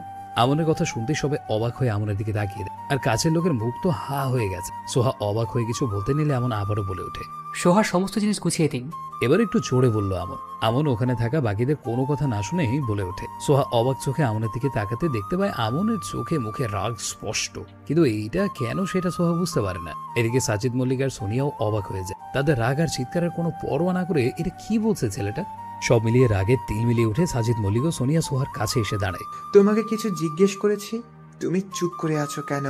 বাড়ির কাজগুলো কে করবে শুনি? তোমার জন্য তোমার মা হাত ফুরিয়ে ব্রেকফাস্ট করেছে। তোমাকে তো আমি বলেই সাজিদ মল্লিক হ্যাঁচকা টান দিয়ে সোহাকে বসা থেকে উঠিয়ে নেয়। সোহা হঠাৎ এমন হওয়াতে বুঝতে পারে না আর পায়ের আঘাতের জন্য দাঁড়াতেও পারে না। উল্টা পড়ে যেতে নিলে আমন দু হাত দিয়ে সোহাকে নিচের বুকের সাথে জড়িয়ে নেয়। আমন ঘুরে দাঁড়িয়ে হাত উঠিয়ে সাজিদ মল্লিকের মুখ পড়াবার একটা খুশি মেরে দেয়। এত জোরে মেরেছে যে সাথে সাথে কিছুটা দূরে ছিটকে পড়ে, আর তার সাথে নাক ফেটে রক্ত পড়তে শুরু করে। এটা দেখেই সবাই হয়রান হয়ে যায়, আর সোহা তো পুরো হতবাক হয়ে যায়। হাত দিয়ে আমনের জ্যাকেট খিঁচে ধরে, আর সোনিয়া তো এটা দেখে ছুটে গিয়ে সাজিদ মল্লিককে তুলে ধরে আনাপ সানাপ বলতে থাকে। আমন কাজের লোকের দিকে ইশারা করতে চলে যায় সোহার জিনিসগুলো গুছিয়ে দিতে। আমন সোহাকে ধরে বসিয়ে দিয়ে নিজেও সোফার পাশে পায়ের উপরে পা তুলে বল। এক হাত দিয়ে সোহাকে নিজের সাথে জড়িয়ে নিয়ে সামনে মেঝেতে বসে থাকা সাজিদ মল্লিক আর সোনিয়াকে দেখতে থাকে। মুখ দিয়ে আওয়াজ করে আমন শক্ত গলায় বলে ওঠে, কি আঙ্কেল, খুব জোরে লেগেছে বুঝি? আহারে। সাজিদ মল্লিক নিজের নাকে হাত চেপে রেখে চিৎকার করে বলে ওঠে, তোমার সাহস কি করে হলো আমার বাড়িতে দাঁড়িয়ে আমার গায়ে হাত তোলার? তুমি জানো আমি তোমার কি করতে পারি? আমন মুখটা কুঁচকে বলে ওঠে, ও মা, তাই নাকি?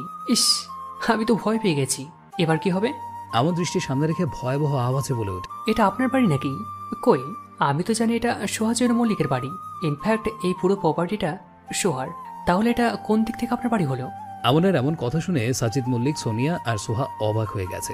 সোহা এক দৃষ্টিতে আমনের দিকে তাকিয়ে আছে। সোহা নিজেও এত কথা জানতো না, তাহলে এই ছেলেটা তার ব্যাপারে এমন কথা জানলো কি করে? ভাবতে থাকে সোহা। আমনের কথা শুনে সোনিয়া বলে ওঠে, এই ছেলে তুমি কে? হ্যাঁ, এটা আমাদের ফ্যামিলির ব্যাপার। এখানে কোনো তুমি কথা বলছো কেন? আর তাছাড়া সোহার প্রপার্টি মানেই আমাদের। আমরা ওর মা বাবা। আমন তাচ্ছিল্য ভাবে বলে ওঠে। ও রিয়েলি? আপনারা ওর বাবা মা নাকি? দেখে তো মনে হয় না। সাজিদ চিৎকার করে বলে ওঠে। তোমার মনে না হলেও এটাই সত্যি, আমি সোহার বাপি।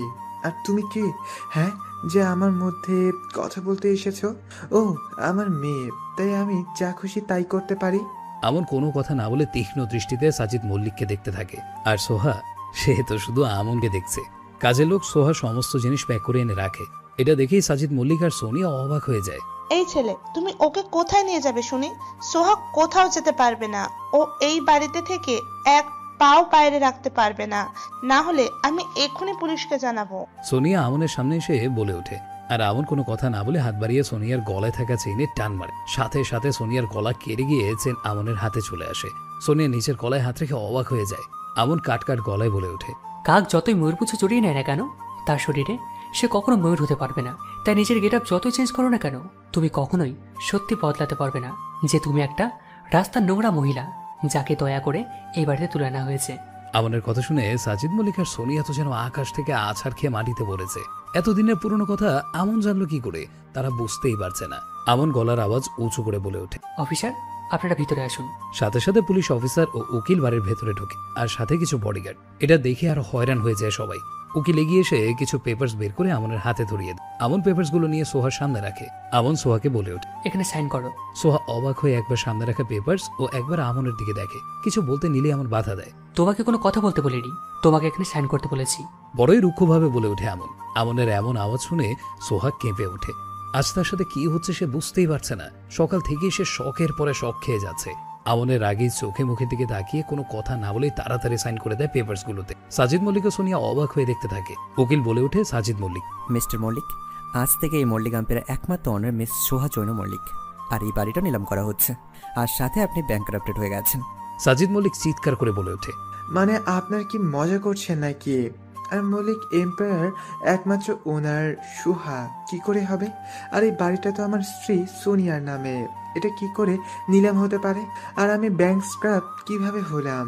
উকিল পুরো মুখস্থ পড়া দেওয়ার মতো গড়গড় করে বলে ওঠে। মিস্টার মল্লিক, আপনি আগে শান্ত হন। এখানে সব পেপার আছে। মিস সোহার নামে 70% শেয়ার আছে।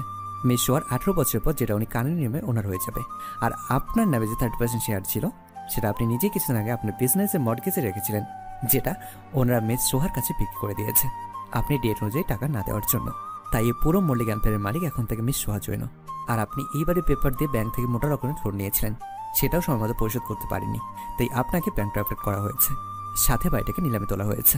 উকিলের কথা শুনে সাজিদ মল্লিক মাথায় হাত দিয়ে পড়ে যেতে নিলে সোনিয়া ধরে নেয়। আর সোহা চোখ বড় বড় করে দেখতে থাকে আমনকে। আমন কোনো কথা না বলে কঠিন চোখে সাজিদ মল্লিক ও সোনিয়াকে দেখতে থাকে পুরো টাইমটা। মিসেস সোনিয়া মল্লিক, আপনাকে অ্যারেস্ট করা হচ্ছে মিসেস আরিনা মল্লিক এর খুনের অপরাধে। পুলিশের কথা শুনে যেন এবারে ঘরের মধ্যে বাজ পড়ার মতো সবাই চমকে যায়। সোহা চোখ বড় বড় করে দেখতে থাকে। সাজিদ মল্লিকও হয়রান হয়েছে পুলিশের কথায়। আর সোনিয়া তো আতকে উঠে এমন কথা শুনে। এইসব কি ফালতু কথা বলছেন অফিসার? আমার স্ত্রী কিছুই করেনি। আরিনা মারা গেছে এই খারাপ মেয়েটার জন্য। যদি কাউকে অ্যারেস্ট করতে হয় তো এই শয়তান মেয়েটাকে অ্যারেস্ট করুন। বাজে মেয়ে একটা, আমার বিরুদ্ধে চাল চালা হচ্ছে। আমাকে আমার শেয়ার আমাকে ফিরিয়ে দে, সবকিছু, না হলে তোকে এখন মেরে ফেলবো। কেউ তোকে আমার হাত থেকে বাঁচাতে পারবে না। বলেই সাজিদ মল্লিক সোহার দিকে এগিয়ে এসে বলে সোহার গলা চেপে ধরে। আমন এতক্ষণ চুপচাপ বসে থাকলেও এখন আর চুপ করে বসে থাকে না। উঠে দাঁড়িয়ে এক ধাক্কা দিয়ে ফেলে দেয় সাজিদ মল্লিককে। আমন এগিয়ে গিয়ে সজোরে একটা লাথি মারে সাজিদ মল্লিককে। সাথে সাথে ছিটকে গিয়ে দেয়ালের সাথে আছাড় খায়। এখন আমনকে দেখলে যে কেউ ভয় পেয়ে যাবে। এখন দেখতে পুরো হিংস্র ভয়ঙ্কর লাগছে। চোখ মুখ লাল করে এগিয়ে গিয়ে দেওয়ালে টানানোর চাবুক নিয়ে সাজিদ মল্লিককে মারতে থাকে। এতদিন এটা দিয়ে এসে সোহাকে মেরেছিল, আর আজকে আমন এটা দিয়ে তাকে মারছে। সোনি এসব দেখে সোহার দিকে এগিয়ে এসে রাগে সোহার চুল মুঠি চেপে ধরে। সাথে সাথে সোহার মুখ দিয়ে চাপা আর্তনাদ বেরিয়ে আসে। সোহার শরীরে এখন কোনো শক্তি নেই, আর তার সাথে এত জোরে চুল চেপে ধরতেই ব্যথায় চিৎকার দিয়ে ওঠে। আমন এই দৃশ্য থেকে এগিয়ে এসে টান মেরে সোনিয়াকে সোহার থেকে ছাড়িয়ে নিয়ে মাটিতে আছাড় মেরে ফেলে। রক্তলাল চোখে তাকিয়ে হাতে থাকা চাবুকটা আমন সোহার থেকে এগিয়ে দেয়। সোহা একবার আমনের দিকে তাকিয়ে আমনের ইশারা পেয়ে হাতে তুলে। সাথে সাথে মনে পড়ে তার এতদিনের অত্যাচারের কথা। আর একটু আগে অফিসারের বলা কথাগুলো, এই মহিলার জন্য তার মা তাকে ছেড়ে চলে গেছে, এই মহিলার জন্য তার বাপি থেকেও তার নয়, সে এখন জানোয়ারে পরিণত হয়েছে। তার শৈশব থেকে আর এই মুহূর্ত পর্যন্ত তাকে প্রতিটা মুহূর্তে যন্ত্রণা সহ্য করতে হয়েছে। ভাবতেই সোহার মাথায় খুন চেপে বসে। আস্তে আস্তে এগিয়ে গিয়ে হাতে থাকা চাবুক দিয়ে সোনিয়াকে মনের ইচ্ছা মতো পেটাতে থাকে। আমন কোনো কথা না বলে পায়ে পা তুলে বসে। এদিকে অফিসার আর উকিল বডিগার্ড চুপচাপ দাঁড়িয়ে দাঁড়িয়ে দেখছে দৃশ্যগুলো নিজের চোখে। তাদের এখন এখানে কিছুই করার নেই, কারণ এখানে স্বয়ং আমন চৌধুরী বসে আছে, যার এই পুরো কলকাতায় রাত চলে। তার উপরে কথা বলে নিজের চাকরি খোয়াতে চায় না কেউই, তাই চুপচাপ দেখছে দাঁড়িয়ে থেকে। শেষে আমন সোহাকে সোনিয়া থেকে ছাড়িয়ে নিয়ে পুলিশ অফিসারকে ইশারা করতে সোনিয়াকে কয়েকজন মহিলা কনস্টেবল তুলে নিয়ে যায়, সাথে উকিলও বেরিয়ে যায়। আমন সোহাকে কোলে তুলে নেয় আর সাথে সাথে বাড়ির কাজের লোক ফুলকাকুকে নিয়ে বেরিয়ে যায়। আর বডিগার্ড সোহার লাগেজ নিয়ে পেছন পেছন যেতে থাকে। আমনরা বেরিয়ে যেতে ইন্সপেক্টর আর বাকি থাকা কনস্টেবল সাজিদ মল্লিক আর বাকি লোকগুলোকে বাড়ি থেকে বের করে দিয়ে সিল করে দেয়। সোহা আমনের সাথে গাড়িতে বসে বাড়ি থেকে তাকিয়ে কান্নায় ভেঙে পড়ে। তার মনের ভেতরে জমে থাকা এতদিনের কষ্টগুলো বেরিয়ে আসে কান্না রূপে। এই বাড়িতে সে দিনের দিন কষ্ট যন্ত্রণা সহ্য করে গেছে। এমন কোনো কিছু না বলে সোহাকে বুকে জড়িয়ে নিয়ে মাথায় হাত বুলিয়ে দিতে থাকে। সে আর সোহাকে কাঁদতে বাধা দেয় না, তাকে তার মনের সব কষ্টগুলোকে মন থেকে বের করতে দেয়। শুধু সাপোর্ট হিসেবে তাকে জড়িয়ে রাখে নিজের সাথে, আর কখনোই তাকে কষ্ট পেতে দেবে না, কোনো মূল্যেও নয়। সব সময়ে আগলে আগলে রাখবে সোহাকে। সোহা আমনের কোল থেকে সামনে দিকে তাকিয়ে অবাক হয়ে গেছে। সোহা বুঝতে পারছে না সে সামনে দিকে যা দেখছে সেটা কি সত্যি নাকি ও ভুল কিছু দেখ। তার মা সোহা, কি হয়েছে তোর? এই অবস্থা কি করে হয়েছে? অ্যাশ সোহাকে দেখে ছুটে এসে বলে। সোহা কোনো কথা না বলে চুপ করে দেখে যাচ্ছে।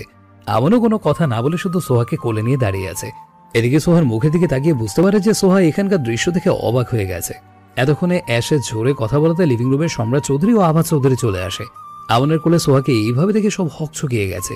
মাথায় হাতে ব্যান্ডেজ দেখে আভা দেবী, আমনের মা, তাড়াতাড়ি আমনকে সোহাকে বসিয়ে দিতে বলে। কিন্তু সোহা এখনো সেই অবাক হয়ে দেখছে সবার মুখের দিকে।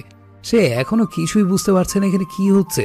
আমনের সাথে এদের কি সম্পর্ক সেটা বুঝতেই পারছে না, তাই অবাক চোখে এখনো সবাইকে দেখে যাচ্ছে। সোহার পাশে বসে সোহার গায়ে মাথায় হাত বুলিয়ে দিচ্ছে আমনের মা, আর আরেক পাশে বসে আছে সম্রাট চৌধুরী, আর সামনে দাঁড়িয়ে আছে অ্যাশ। আর সোহার সামনাসামনি বসে এক দৃষ্টিতে আমন সোহাকে দেখে যাচ্ছে। আমন বুঝতে পারে সোহার মনে এখন কি চলছে। আভা চৌধুরী জিজ্ঞাসা করে ওঠে, রোদ, সোনাইকে তুই কোথায় পেলি? আর সোনাইয়ের এই অবস্থা হলো কি করে? অ্যাশ বলে ওঠে, হ্যাঁ ভাই, বল না, তুই সোহাকে এই অবস্থা কোথায় পেলি? আমন একে একে পুরো ঘটনাটা সবাইকে খুলে বলে। ড্যাড, সব কাজ হয়ে গেছে। মিস্টার মল্লিককে বাড়ি থেকে বের করে দেওয়া হয়েছে, আর ওই মহিলাকে পুলিশ অ্যারেস্ট করেছে। সোহা অবাক হয়ে বলে ওঠে, ড্যাড, মম, ভাই। সম্রাট চৌধুরী সোহার মাথায় হাত বুলিয়ে বলে ওঠে, আমার ছেলে আমন চৌধুরী রোদ আর আমার মেয়ে আয়েশা চৌধুরী। মন বিড়বিড় করে বলে ওঠে সোহা আমনের দিকে তাকিয়ে। অ্যাশ কান ধরে বলে ওঠে, সরি, আমি তোর শত্রুর বোন, এটা আমি তোকে বলিনি। সোহা এখনো অবাক হয়ে আছে। চিম চিম, এই বদমাস ছেলেটা তোমার ছেলে কি করে হতে পারে? এটা কি সত্যিই তোমার ছেলে? আভা দেবী সোহার মাথায় হাত বুলিয়ে বলে ওঠেন, হ্যাঁ, এই শয়তান ছেলেটাই আমার ছেলে। আমন কোনো কিছু না বলে ভ্রু কুঁচকে দেখতে থাকে সোহাকে, যে এখন তার দিকে অবাক হয়ে দেখে যাচ্ছে। আমনের মম সোহার সাথে গল্প জুড়ে দিয়েছে, ওদের সাথে অ্যাশও বসে গল্প জুড়ে দিয়েছে। আমন আর সম্রাট চৌধুরী ওদের থেকে একটু দূরে দাঁড়িয়ে কথা বলতে থাকে। ড্যাড, ওদিকে সব ব্যবস্থা করে দিয়েছি, আর ওই মহিলা করা সব কুকর্মের এভিডেন্স জোগাড় করতে লোক পাঠিয়েছি। আশা করছি সবকিছু হয়ে যাবে। আর ওই সাজিদ মল্লিকের অবস্থা এখন করুণ হয়ে আছে, তবে সোহারের উপর এখন রিস্ক আছে, যে কোনো সময় ওর উপর অ্যাটাক হতে পারে। আমাদেরকে সাবধান থাকতে হবে।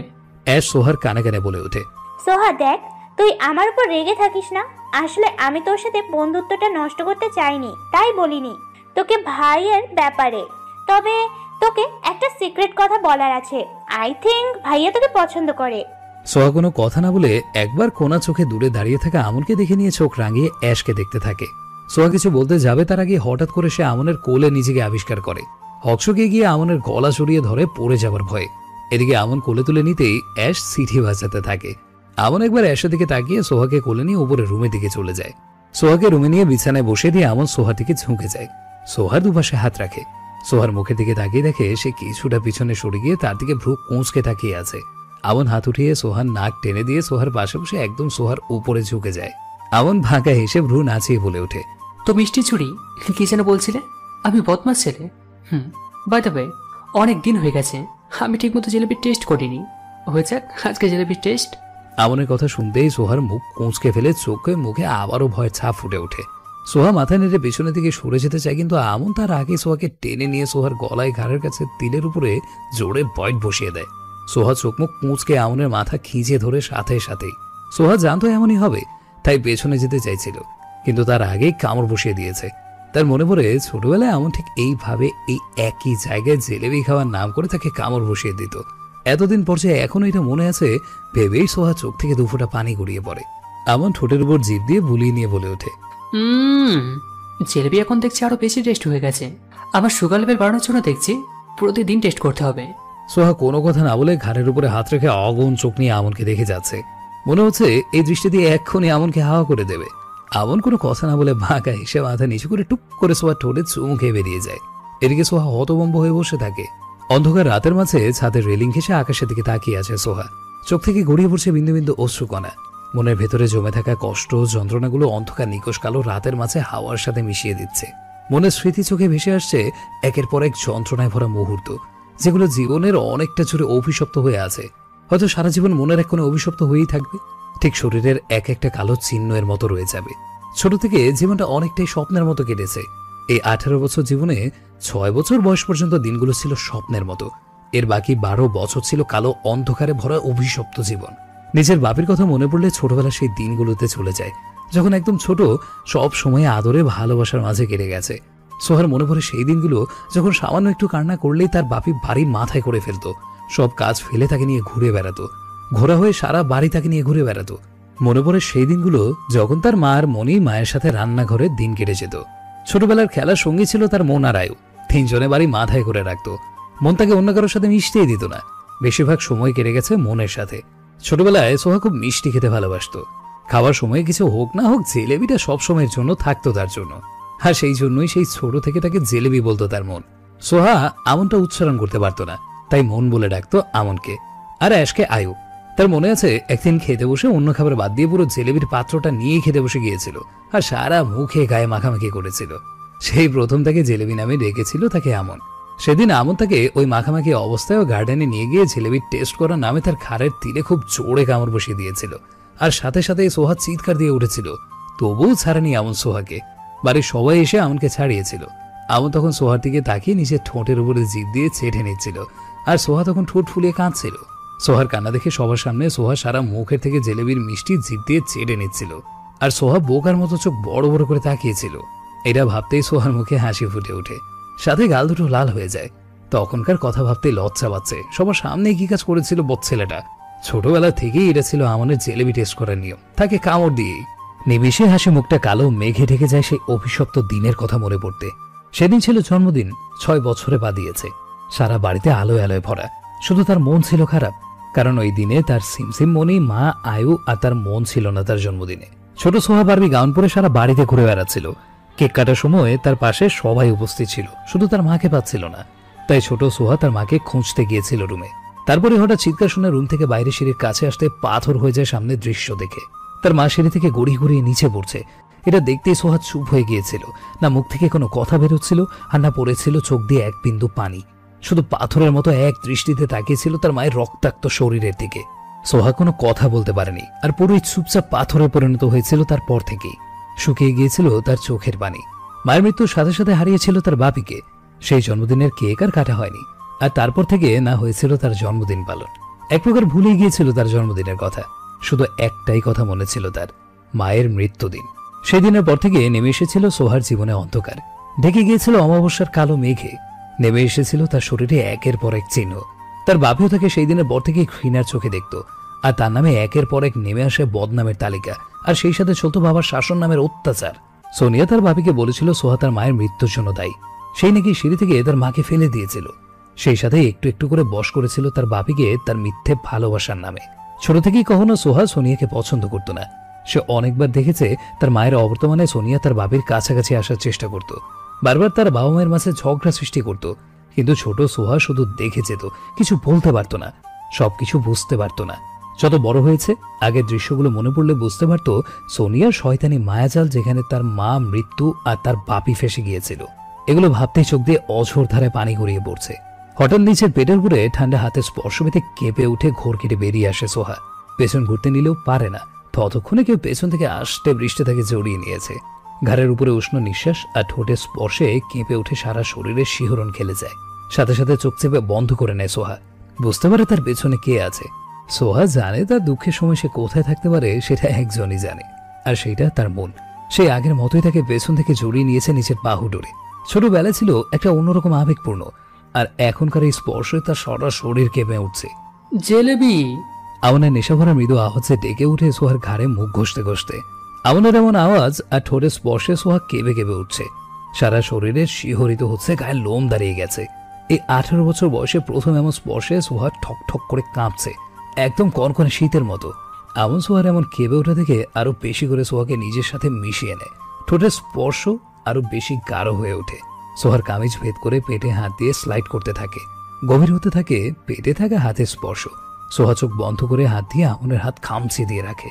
আবেগে আমনের এমন পাগলামির মাঝে ডুবে যেতে যেতে হঠাৎ ভেসে ওঠে আমনের করা অপমান, যন্ত্রণা, কষ্টগুলো। সাথে সাথে বন্ধ চোখ থেকে গড়িয়ে পড়ে কয়েক বিন্দু পানি। আমনের হাতে থেকে নিজের হাত সরিয়ে নিয়ে গায়ের জোরে আমনকে ধাক্কা দিয়ে নিজে থেকে সরিয়ে দেয়। চোখে মুখে ফুটে শক্ত, কঠিন আর যন্ত্রণার চিহ্ন। চোখ বেয়ে পড়তে থাকে অনবরত পানি। আমন হঠাৎ এমন ধাক্কা খেয়ে নিজেকে সামলাতে পারে না, কিছুটা দূরে ছিটকে যায়। পড়তে পড়তে নিজেকে বাঁচিয়ে নেয়। অবাক হয়ে সোহাকে দেখতে থাকি যে এখনো সে আগের মতো পেছন হয়ে দাঁড়িয়ে আছে। হালকা নাকটানা আর ফুপানোর আওয়াজ আসতেই বুঝতে পারে সোহা কাঁদছে। আমন এগিয়ে এসে সোহার কাঁধে হাত রাখতে সোহা নিজের কাঁধের থেকে আমনের হাতটা ঝাটকা দিয়ে ফেলে দেয়। আমনের দিকে না ফিরে কর্কশ আওয়াজে বলে ওঠে, প্লিজ মিস্টার আমান চৌধুরী, আমার থেকে দূরে থাকো। দেয়ার মতো অবশিষ্ট কিছুই নেই আমার কাছে। আর নতুন করে কোনো অপমান আর যন্ত্রণা সহ্য করার ক্ষমতা আমার মধ্যে বেঁচে নেই। এই মৃত শরীরে বেকার আঘাত করে কোনো কিছুই পাবে না, শুধু সময় নষ্ট হবে। চিন্তা নেই, এই ভিখারি ঢ্যাঁড়স মার্কা মেয়ে বেশি জ্বালাতন করবে না। শুধু আজ রাতটা কষ্ট করে আমার উপস্থিতি সহ্য করে নিও। সকালবেলা থেকে আবারও শান্তিতে থাকতে পারবে। আমি জানি আমার উপস্থিতি মেনে নিতে কষ্ট হয় তোমার। এটা যদিও ঠিক যে আমার মতো একটা মেয়েকে কেই বা তার আশেপাশে দেখতে চায়, তাই চিন্তা করতে হবে না। কালকে সকালে আমি চলে যাব, তারপরেই শান্তিতে থাকতে পারবে। সোহার এই বোঝা গলার কথাগুলো শুনে আমন স্থির হয়ে যায়। বুকের মধ্যে থক করে ওঠে, গায়ের রক্ত হিম হয়ে যাচ্ছে আমনের। চোখগুলো পানিতে চিকচিক করছে। সোহা কি বলছে এগুলো? সে তাকে ছেড়ে চলে যাবে? সে নিজেকে খারাপ ভাবছে। এরা ভাবতে আমনের বুক রক্তাক্ত হতে শুরু করেছে। সোহা তাকে ভুল বুঝছে। তার করা কাজগুলোর জন্য যে তার জেলেবি অনেক কষ্ট পেয়েছে, মনের মধ্যে অনেক অভিমান জমে গেছে। আমনের চোখ থেকে এক ফোঁটা পানি গড়িয়ে পড়ে। বুঝতে পারে সোহার কথাগুলো শুনে তার বুকের মধ্যে জ্বলতে শুরু করেছে। তাড়াতাড়ি করে সোহাকে নিজের সাথে জড়িয়ে নেয় সর্বশক্তি দিয়ে। সোহা ছাড়াতে চাইলেও আরো বেশি করে নিজের বুকের সাথে মিশিয়ে নেয়। সোহার ঘাড়ে মুখ গুজে দেয় আমন। তার মনে হচ্ছে একটু আলকা করলেই সোহা তাকে ছেড়ে যাবে। সোহা আমনের বাহুডোর থেকে নিজেকে ছাড়াতে ছটফট করে। আমনের পিঠে কিল ঘুষি মারে। আমনের বুকে এক জোরে কামড় বসিয়ে দেয় যাতে ছেড়ে দেয়, কিন্তু আমন দাঁতে দাঁত চেপে সোহার দেওয়া এই যন্ত্রণা সহ্য করে। পিঠে নখের আঁচড়ও তার কাছে এখন কিচ্ছু মনে হচ্ছে না। সোহা নিজেই ছেড়ে দেয়। আমনের বুকে কামড় বসিয়ে তার ভেতরেও কষ্ট হচ্ছে। কামড়ের জায়গায় নিজের ঠোঁট রেখেই কান্নায় ভেঙে পড়ে। পিঠে নখ গেঁথে থাকা হাতটাও এবার আমনকে জড়িয়ে নেয়। আমন কোনো কথা না বলে সোহাকে জড়িয়ে রাখে নিজের বুকের মাঝে। দুজনেই একে অপরকে শক্ত করে জড়িয়ে রেখেছে। আর আমন সময় দিচ্ছে সোহাকে সমস্ত কষ্ট অভিমান ছেড়ে শান্ত হওয়ার জন্য। সোহা তার কান্নার মাঝে তার কাঁধের উপরে উষ্ণ তরল অনুভব করে, যা তার কাঁধ ঘাড় ভিজিয়ে দিচ্ছে। সোহা বুঝতে পারে আমন কাঁদছে।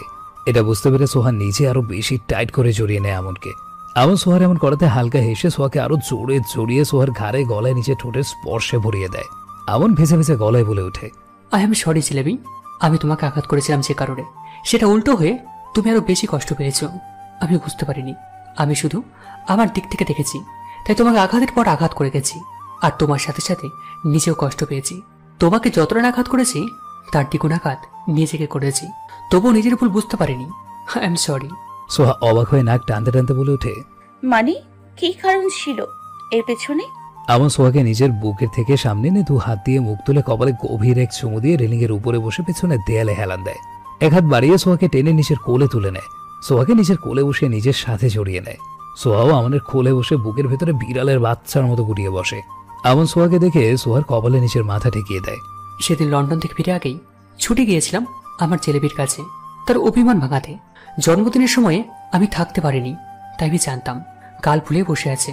আমি মনে মনে অনেক কিছু প্ল্যান করে নিয়ে আমার জেলেবির পছন্দের টল নিয়ে গিয়েছিলাম, কিন্তু গিয়ে দেখি শূন্য ঘর, কোথাও আমার জেলেবি নেই। গেটে তালা দেওয়া। পাশের দোকানের কাকুর থেকে জানি 1 সপ্তাহ আগে এই বাড়ি ছেড়ে চলে গেছে আমার জেলেবি। সাথে সাথে আমার মনে জমে এক রাশ অভিমান। আমাকে না বলে এখান থেকে চলে গেছে, এটা ভাবতেই আমার হাতে থাকা ডলটা আমি ফেলে দিয়ে ফিরে আসি। আর তার কিছুদিন পরে কলকাতা চলে আসি। সব সময় আমি জেলেবিকে খুব করে ফিরে পেতে চাইতাম। মনে হতো সামনে পেলে আগামী কামড়ে কামড়ে দাগ করে দেব, তারপর আবার ভালোবাসা দিয়ে দেব। এখানে এসে আমার জেলেবির জন্য আমি কোনো বন্ধু বানাইনি, কারণ আমার একটাই বন্ধু ছিল, তার জায়গা আমি কাউকে দেব না। আস্তে আস্তে বড় হতে থাকলাম, আর তার সাথে আমার জেলেবির জন্য মনে থাকা অভিমানটা রাগে পরিণত হতে থাকে। যত বড় হতে থাকলাম, চারপাশে মেয়েরা আমার সাথে মিশতে চাইতো। ওদের দেখলেই আমার জেলেবির কথা মনে পড়তো, তাই সবাইকে এড়িয়ে যেতাম। ইউনিভার্সিটিতে ভর্তি হওয়ার পর থেকে একে একে সবাই আমাকে ঘিরে থাকতো, সবাই আমার সাথে বন্ধুত্ব করতে চাইতো। আমিও তাদের সাথে মিলে গেছিলাম, তবে মেয়েদের থেকে দূরে থাকতাম কথা বললেও। সেদিন ইউনিভার্সিটিতে বসে সবাই আড্ডা দিচ্ছিলাম, পার্কিং এর ওখানে বসে। গেটের দিকে চোখ যেতেই হঠাৎ করে আমি থমকে যাই। অনুভব করি আমার বুকের বাম পাশে ধুকপুকানির আওয়াজ। আস্তে আস্তে যেটা তীব্র হতে থাকে। 24 বছরে এই প্রথম আমার হাত দ্রুত গতিতে পিট করছে। গেট থেকে একটা মেয়ে আসছে, একদম সাধারণ সাজ পোশাক, সাদা আনারকলি কুর্তি, একপাশে ওড়না ফেলা, বড় বড় চুলগুলোকে বেনি বেঁধে একপাশে ফেলা, সাথে কাঁধে ব্যাগ। ব্যাস, সিম্পল। না আছে মুখে কোনো মেকআপ আর না কোনো স্টাইলিশ ড্রেস। এতে আমার চোখ দাঁড়িয়ে গেছিল। মেয়েটা দুই চোখে ভয়ে ভরা, এদিক ওদিক তাকিয়ে এসেছিল আমার দিকে। আমাদের সামনে এসে দাঁড়িয়ে যায়, চশমা ঠিক করে, মৃদু কাপা কাপা গলায় ক্লাস জিজ্ঞেস করে, কিন্তু সেটা আমার মাথায় যায় না। ততক্ষণের মুখের দিকে তাকিয়ে আমার চোখ দাঁড়িয়ে গেছে। ওর মুখের দিকে তাকিয়েছেন আমি আমার জেলেবিকে খুঁজে পেয়েছিলাম। আমার মনের মধ্যে শুরু হয়েছিল তুমুল ঝড়। বাম ভ্রুর নিচে থাকা তিল আর ঠোঁটের কোণে থাকা তিল আমাকে আমার জেলেবির মুখ মনে করে দিচ্ছে। চোখের দিকে তাকাতেই আমি চিনে ফেলি এটাই আমার জেলেবি। আমার মনের মধ্যে থাকা রাগ, অভিমান সব একসাথে জড়ো হয়। সে আগের পরিকল্পনা, আগে কামড় দেব খুব করে, তারপর দেখা যাবে। তাই এগোতে যাচ্ছিলাম মেয়েটার দিকে, কিন্তু হঠাৎ একটা কথায় থেমে যায় আমার পা। নাম জিজ্ঞাসা করেছিল আমার পাশে দাঁড়িয়ে রাস্তাটা। ওকে ওর বলা মৃদু আওয়াজ থেকে বেরিয়ে এসেছিল নামটা, সোহা জৈন। এটা শুনে আমার মনের মধ্যে হতে থাকা খুশির ঝলকটা এক মুহূর্তে নিভে যায়। কিন্তু আমার হার্ট তখনও জোরে জোরে বিট করছিল। মন বলছিল এই তো জেলেবি, কিন্তু ব্রেন মানতে চাইছিল না। আর তারপর থেকে শুরু হয় তোমাকে কষ্ট দেওয়া। সেদিন বাড়ি এসে আর ঘুমোতে পারিনি। শেষে মন ও মস্তিষ্কের সাথে যুদ্ধ করে শেষে মনের জয় হয়েছিল। মেনে নিয়েছিলাম এই মেয়ে আমার জেলেবি হোক, আর যেই হোক একে আমার চাই। আমি তোমাকে ভালোবেসে ফেলেছিলাম, তাই তোমাকে বারবার আঘাত করতাম। তোমাকে জেলাস করানোর জন্য আমি মনিকার সাথে লেগে থাকতাম। ভেবেছিলাম তুমি আমার সাথে এই ঝগড়া করবে আর রাগ দেখাবে, কিন্তু তুমি সব কিছু মেনে নিতে। প্রতিদিন তোমাকে কষ্ট দিতাম, আর বাড়ি এসে তার দ্বিগুণ কষ্ট নিজেকে দিতাম। তুমি আমার জেলেবি এটা জানার জন্য সব সময় তোমাকে ফলো করতাম। আমি জানতাম তোমার ঘাড়ে তিল আছে, আর আছে সেখানে আমার কামড় আর হাজারো চিহ্ন। আমি সব সময় তোমাকে আঘাত করার নামে খুঁজে যেতাম, কিন্তু তুমি কখনো ঘাড় ফাঁকা রাখতে না। না হয় তোমার চুল, না হয় ড্রেস এর মাঝে ঢাকা থাকতো, কিন্তু এর মাঝে আমি এত বেশি তোমার মাঝে ডুবে গিয়েছিলাম যে প্রতি মুহূর্তে তোমাকে কষ্ট দিয়ে নিজের করে নিতে চাইতাম। কিন্তু তুমি মুখ বুঝে সবকিছু মেনে নিতে আমার দেওয়া কষ্টগুলো। আমি ভুলছিলাম। আমি তোমাকে ভালোবেসেছিলাম ঠিকই, কিন্তু সেটা প্রকাশ করতে পারিনি। তোমাকে কাছে পেতে গিয়ে তোমাকে আরো আঘাত করে ফেলেছি। আমি বুঝতে পারিনি একদমই। আমি শুধু আমার দিকটা ভেবেছিলাম, তোমাকে কষ্ট দিয়ে নিজের করতে চেয়েছিলাম, কিন্তু আমি খুব বড় ভুল ছিলাম। আমন কান্না ভেজা গলায় বলে ওঠে, চোখ দিয়ে গড়িয়ে পড়ছে পানি। সোহা তখন আমনের বুকের মধ্যে বসে চুপচাপ শুনে যাচ্ছিল আমনের কথাগুলো, আর চোখ ভেসে যাচ্ছিল পানিতে। সোহা আমনকে টাইট করে জড়িয়ে ধরে, কান্না করে, আর আমনের বুকে নিজের মুখ ঘষতে থাকে। আমনও সোহাকে নিজের সাথে জড়িয়ে নেয়। বুঝতে পারে তার জেলেবি সে আগের পাগলামি শুরু করেছে। কষ্ট পেলেই তার বুকে মুখ ঘষতে থাকতো আগে, আর পিঠে কিল ঘুষি মারতে থাকতো। এখন শুধু একটু উল্টো হয়েছে, খিল ঘুষিটা বাদ দিয়ে শুধুমাত্র বুকে মুখ ঘষছে। সোহার এমন করতে আমনের গায়ের রক্ত চলকে উঠে, সারা শরীরে শিহরণ খেলে যায়। নিজেকে নিয়ন্ত্রণ করার চেষ্টা করেও পারে না। সোহাকে নিজের থেকে সরিয়ে দিতে চাইলেও পারে না। সোহা আমনকে আরো শক্ত করে জড়িয়ে ধরে। সোহার স্পর্শে আমন নেশার মাঝে চলে যায়। নিজেকে আর আটকাতে না পেরে নিজের বুকের থেকে সোহার মাথা তুলে এক হাতে গালে রেখে অন্য হাত মাথার পেছনে দিয়ে সোহার ঠোঁটের ঠোঁট ডুবিয়ে দেয়। শুষে নিতে থাকে একে অপরের ঠোঁটের রস। চলতে থাকে একে অপরের জীবনের সাথে লড়াই। আরো গভীর থেকে গভীর হতে থাকে স্পর্শ।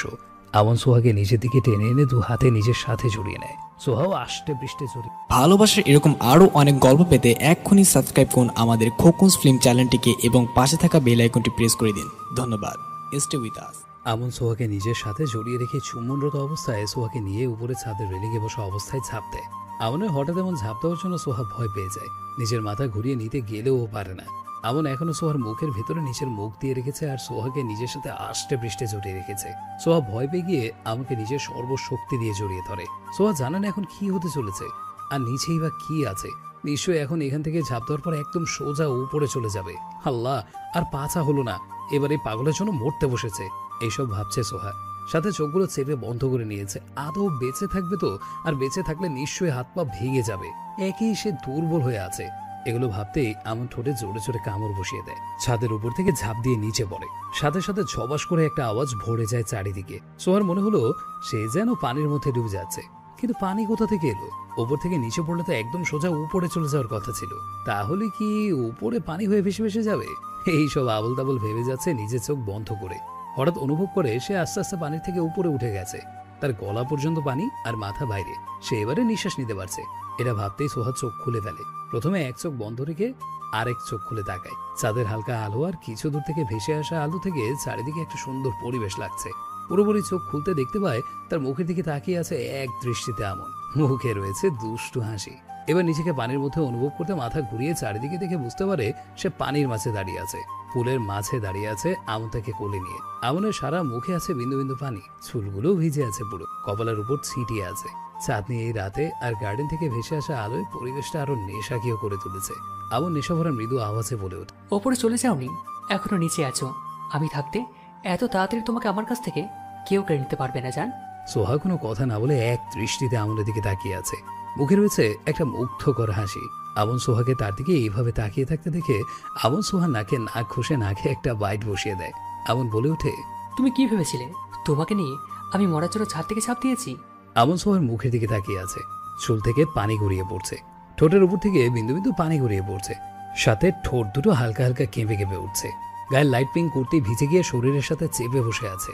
গায়ের থাকা ওড়নাটা ঝাঁপ দেওয়ায় উড়ে গিয়ে কিছুটা পুলের পানিতে আছে আর কিছুটা উপরে ভেসে আছে। তাই এখন ওড়নাবিহীন সোহাকে আরো বেশি আবেদনময়ী লাগছে। নেশা লেগে যাচ্ছে সোহাকে এই অবস্থায় দেখে। আমন চেয়েও নিজেকে নিয়ন্ত্রণ করতে পারছে না। দুজন যেন একে অপরের চোখের মাঝে ডুবে আছে। তাদের আর কোনো কিছুর কথাই মাথায় নেই, শুধু তৃষ্ণার্ত ভাবে একে অপরের চোখের দিকে তাকিয়ে আছে। ऐसा लगा मुझे पहली दफा तन्हा मैं हो गया यारा, ऐसा लगा मुझे पहली दफा तन्हा मैं हो गया यारा, ऊपर शान सी मैं अब ये कहने के लिए तू जरूरी सा है मुझको जिंदा रहने के लिए, तू जरूरी सा है मुझको जिंदा रहने के लिए। আমন এতক্ষণ নিজেকে আটকে রাখলো। সোহার এই কেঁপে ওঠা ঠোঁট দুটো আমনকে নিয়ন্ত্রণ হারা করে দিয়েছে। আমন হাত এনে সোহার মুখ টেনে নিয়ে সোহার ঠোঁটে ঠোঁট বসিয়ে দেয়। সোহাও আবেশে চোখ বন্ধ করে নেয়। সোহা আমনের মাথার চুলের মাঝে হাত চেপে নিজেকে আরো বেশি এগিয়ে নিয়ে যায়। আমনের সাথে সেও তাল মিলিয়ে প্যাশনেট ভাবে কিস করতে থাকে।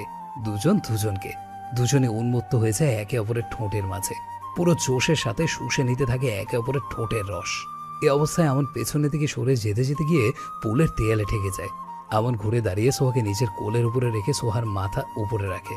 আমন নিজেও ঝুঁকে যায় সোহার উপর। সোহার ঠোঁট ছেড়ে গলায় মুখ ডুবিয়ে দেয় আমন। পুরো গলায় ঠোঁটের স্পর্শ আর লিক করতে থাকে। ঘাড়ের তিলের কাছে এসে আলতোভাবে চুমু দিতে দিতে সেটা গভীরে পরিণত হয়ে শেষে হালকা হালকা বাইট করে। কারণ এইটা তার বাইরের জন্য, যেন সোহার শরীরে এই তিলটা আছে। সোহা চোখ বন্ধ রেখে বড় বড় নিঃশ্বাস নিয়ে আমনকে 2 হাত দিয়ে জড়িয়ে রাখে। আমন সোহাকে আবারও কোলে তুলে নিয়ে নিজে পানির উপরে ভেসে গিয়ে বুকের উপরে সোহাকে তুলে নেয়। আকাশের দিকে মুখ রেখেই আর সোহাকে বুকের উপরে রেখে পুরো পুল সাঁতার কাটতে থাকে। আজ দুজন সেই আগের মতো করে আনন্দ করছে। ছোটবেলায় তাদের এরকম আরো অনেক স্মৃতি আছে, তবে এখনকার মধ্যে পার্থক্যটা একটাই, এখনকার প্রতিটা মুহূর্তের মধ্যে আছে ভালোবাসা আর আদরের ছোঁয়া। সোহা আমনের বুকের উপরে শুয়ে দুদিক থেকে হাত নিয়ে পানি কাটিয়ে যাচ্ছে আর মাঝে মাঝে পানি ছিটিয়ে দিচ্ছে আমনের মুখে। পুলের সিঁড়ির কাছে আসতে সোহা আমনকে ধাক্কা দিয়ে ফেলে দেয়। আমন পানির মাঝে ডুবে যায় আর এই সুযোগে সোহা পুল থেকে উঠে যায়। আমন পানি থেকে মাথা তুলে দেখতে পায় সোহা পানি থেকে উঠে যাচ্ছে। আমন ডুব দিয়ে গিয়ে একদম দেয়াল ঘেঁষে উঠে হাত বাড়িয়ে সোহার পায়ে টান মারতে সোহা তাল সামলাতে না পেরে উল্টে পানির মধ্যে পড়ে যায়। সোহাকে পড়ে যেতে দেখে আমনের মুখে ফুটে দুষ্টু হাসি। আবারও ডুব দিতে গিয়ে পানির ভেতর থেকে সোহাকে কোলে নিয়ে তোলে। সোহার কোমরে হাত দিয়ে ধরে একদম উঁচু করে তুলে ধরে পানির মধ্যে দাঁড়িয়ে ঘুরতে থাকে। সোহা ওইভাবেই তার মাথা নিচু করে আমনের ঠোঁটে নিচে ঠোঁট ডুবিয়ে দেয়। কিছুক্ষণ পর আমনের ঠোঁটের উপরে একটা কামড় বসিয়ে দিয়ে ছেড়ে দেয়। আমন সোহার লাল লাল চোখ দেখে সোহাকে নিচের কাঁধের উপরে তুলে নেয়। আস্তে আস্তে আমন সোহাকে কাঁধে নিয়ে পানির উপরে উঠে যায়। উপরে পড়ে থাকা ওড়নাটা তুলে নিয়ে বাড়ির ভেতরে চলে যায়। আমন সোহাকে রুমে এনে কাঁধের থেকে নামিয়ে দিয়ে দেয়ালে পিঠ থেকে দাঁড় করিয়ে দেয়। আমন সোহা থেকে গভীরভাবে তাকিয়ে আছে। সোহা চোখ নিচু করে রেখেছে। আমনের দৃষ্টি যেন তাকে পুরো আসক্তি করে ফেলছে। ওই চোখের দিকে তাকালে সে নিজেও আমনের মাঝে ডুবে যাবে। তাই এখন লজ্জা মাখা মুখে মুখ নিচু করে আছে। আমন সোহার এমন লজ্জা পাওয়া দেখে মাথা নিচু করে ঠোঁটে চুমু খেয়ে ওড়নাটা সোহার গায়ে জড়িয়ে দিয়ে রুম থেকে বেরিয়ে যায়। আর সোহা এখনো দাঁড়িয়ে আছে ওইভাবে। তার একটু আগের কথা ভেবেই গাল দুটো লাল হয়ে উঠছে। লিভিং রুমে কটমট চোখে দাঁড়িয়ে আছে আভা দেবী। তার চোখে মুখে ফুটে আছে স্পষ্ট রাগের ছাপ। তার পাশে কোমরে হাত দিয়ে দাঁড়িয়ে আছে অ্যাশ। আর তাদের থেকে কিছুটা দূরে দাঁড়িয়ে আছে সম্রাট চৌধুরী। সবার মুখে এখন ফুটে আছে রাগ। তিনজনই কটমট করে তাকিয়ে আছে সামনে সোফায় বসে থাকা আমন আর সোহার দিকে। তারা দুজনেই এখন নাক টানতে রয়েছে। চোখ লাল আর মুখ ফ্যাকাশে হয়ে আছে। আর সাথে আছে হাঁচির বহর। আমনের থেকে তো সোহার অবস্থা করুন। চোখ মুখ ফুলে আছে ঠান্ডা লেগে।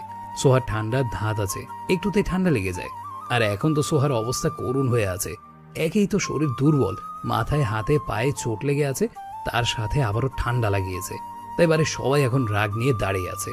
আভা চৌধুরী জিজ্ঞেস করে ওঠে, এই দুটোতে একসাথে ঠান্ডা লাগিয়েছিস কি করে?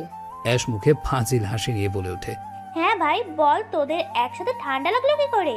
তাহলে কি এটা ধরে নেব যে তোরা দুজন একসাথে ভিজেছিস? সম্রাট চৌধুরী গম্ভীরভাবে বলে ওঠে, রোদ কোনো কথা বলছিস না কেন? এটা নিশ্চয়ই তোর কাজ, তাই না? তুই মেয়েটাকে নিয়ে ভিজেছিস? সোহা কোনো কথা বলতে পারে না। তার গলা বসে গেছে।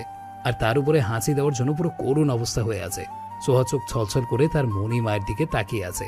আভা চৌধুরী সোহার এইভাবে তাকিয়ে থাকতে দেখে তাড়াতাড়ি করে কিচেনে চলে যায়। কিছুক্ষণ পর হাতে করে দুটো মশলা চায়ের মগ নিয়ে বেরিয়ে আসে। একটা আমনের হাতে দিয়ে সোহার পাশে বসে সোহার মুখের কাছে তুলে ধরে আর এক হাত দিয়ে মাথায় হাত বুলিয়ে দিচ্ছে। সোহা ছলছল চোখে তাকিয়ে আছে তার মনি মায়ের দিকে। আজ 12 বছর পর আবারও আগের মতো সেই মায়ের ভালোবাসার স্বাদ পাচ্ছে। এই এতগুলো বছরে প্রায় ভুলতে বসেছিল মায়ের ভালোবাসার স্বাদ ঠিক কেমন ছিল। আজ হঠাৎ করে এত বছর পর আবারও মায়ের ভালোবাসা পেয়ে চোখে পানি চলে আসে। সোহা কখনো ভাবতেই পারেনি আবারও সে তার মনি মায়ের ভালোবাসা ফিরে পাবে। সোহার চোখ দিয়ে পানি গড়িয়ে পড়ে।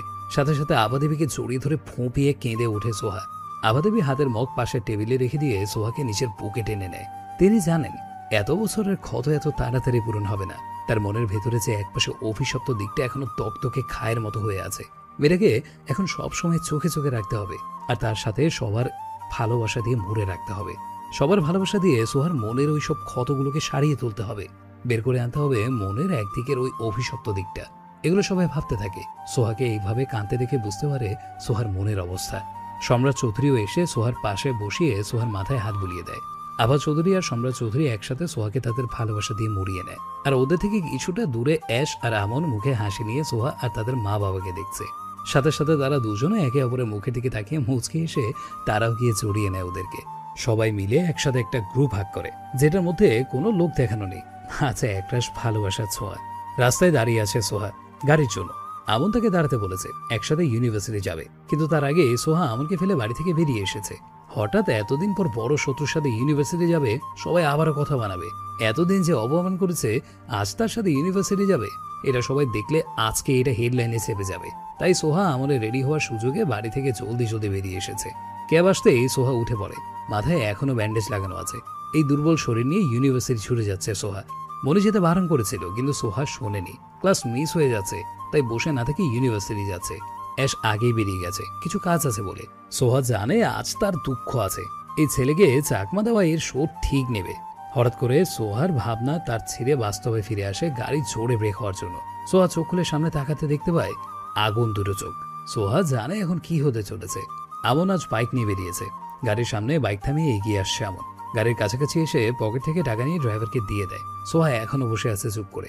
আমন যেমন রাগী আর সোহা তেমনই জেদি। আমন গাড়ির দরজা খুলে মাথা ঢুকিয়ে সোহার মুখ ঘুরিয়ে নিয়ে হঠাৎ করেই ঘাড়ের তিলের উপরে কামড় দেয়। সোহা কোনো শব্দ না করে আমনের ঘাড়ে খামছে দেয়। সে জানতো এমনটাই হবে। এই ছেলে ছোট থেকেই এমন।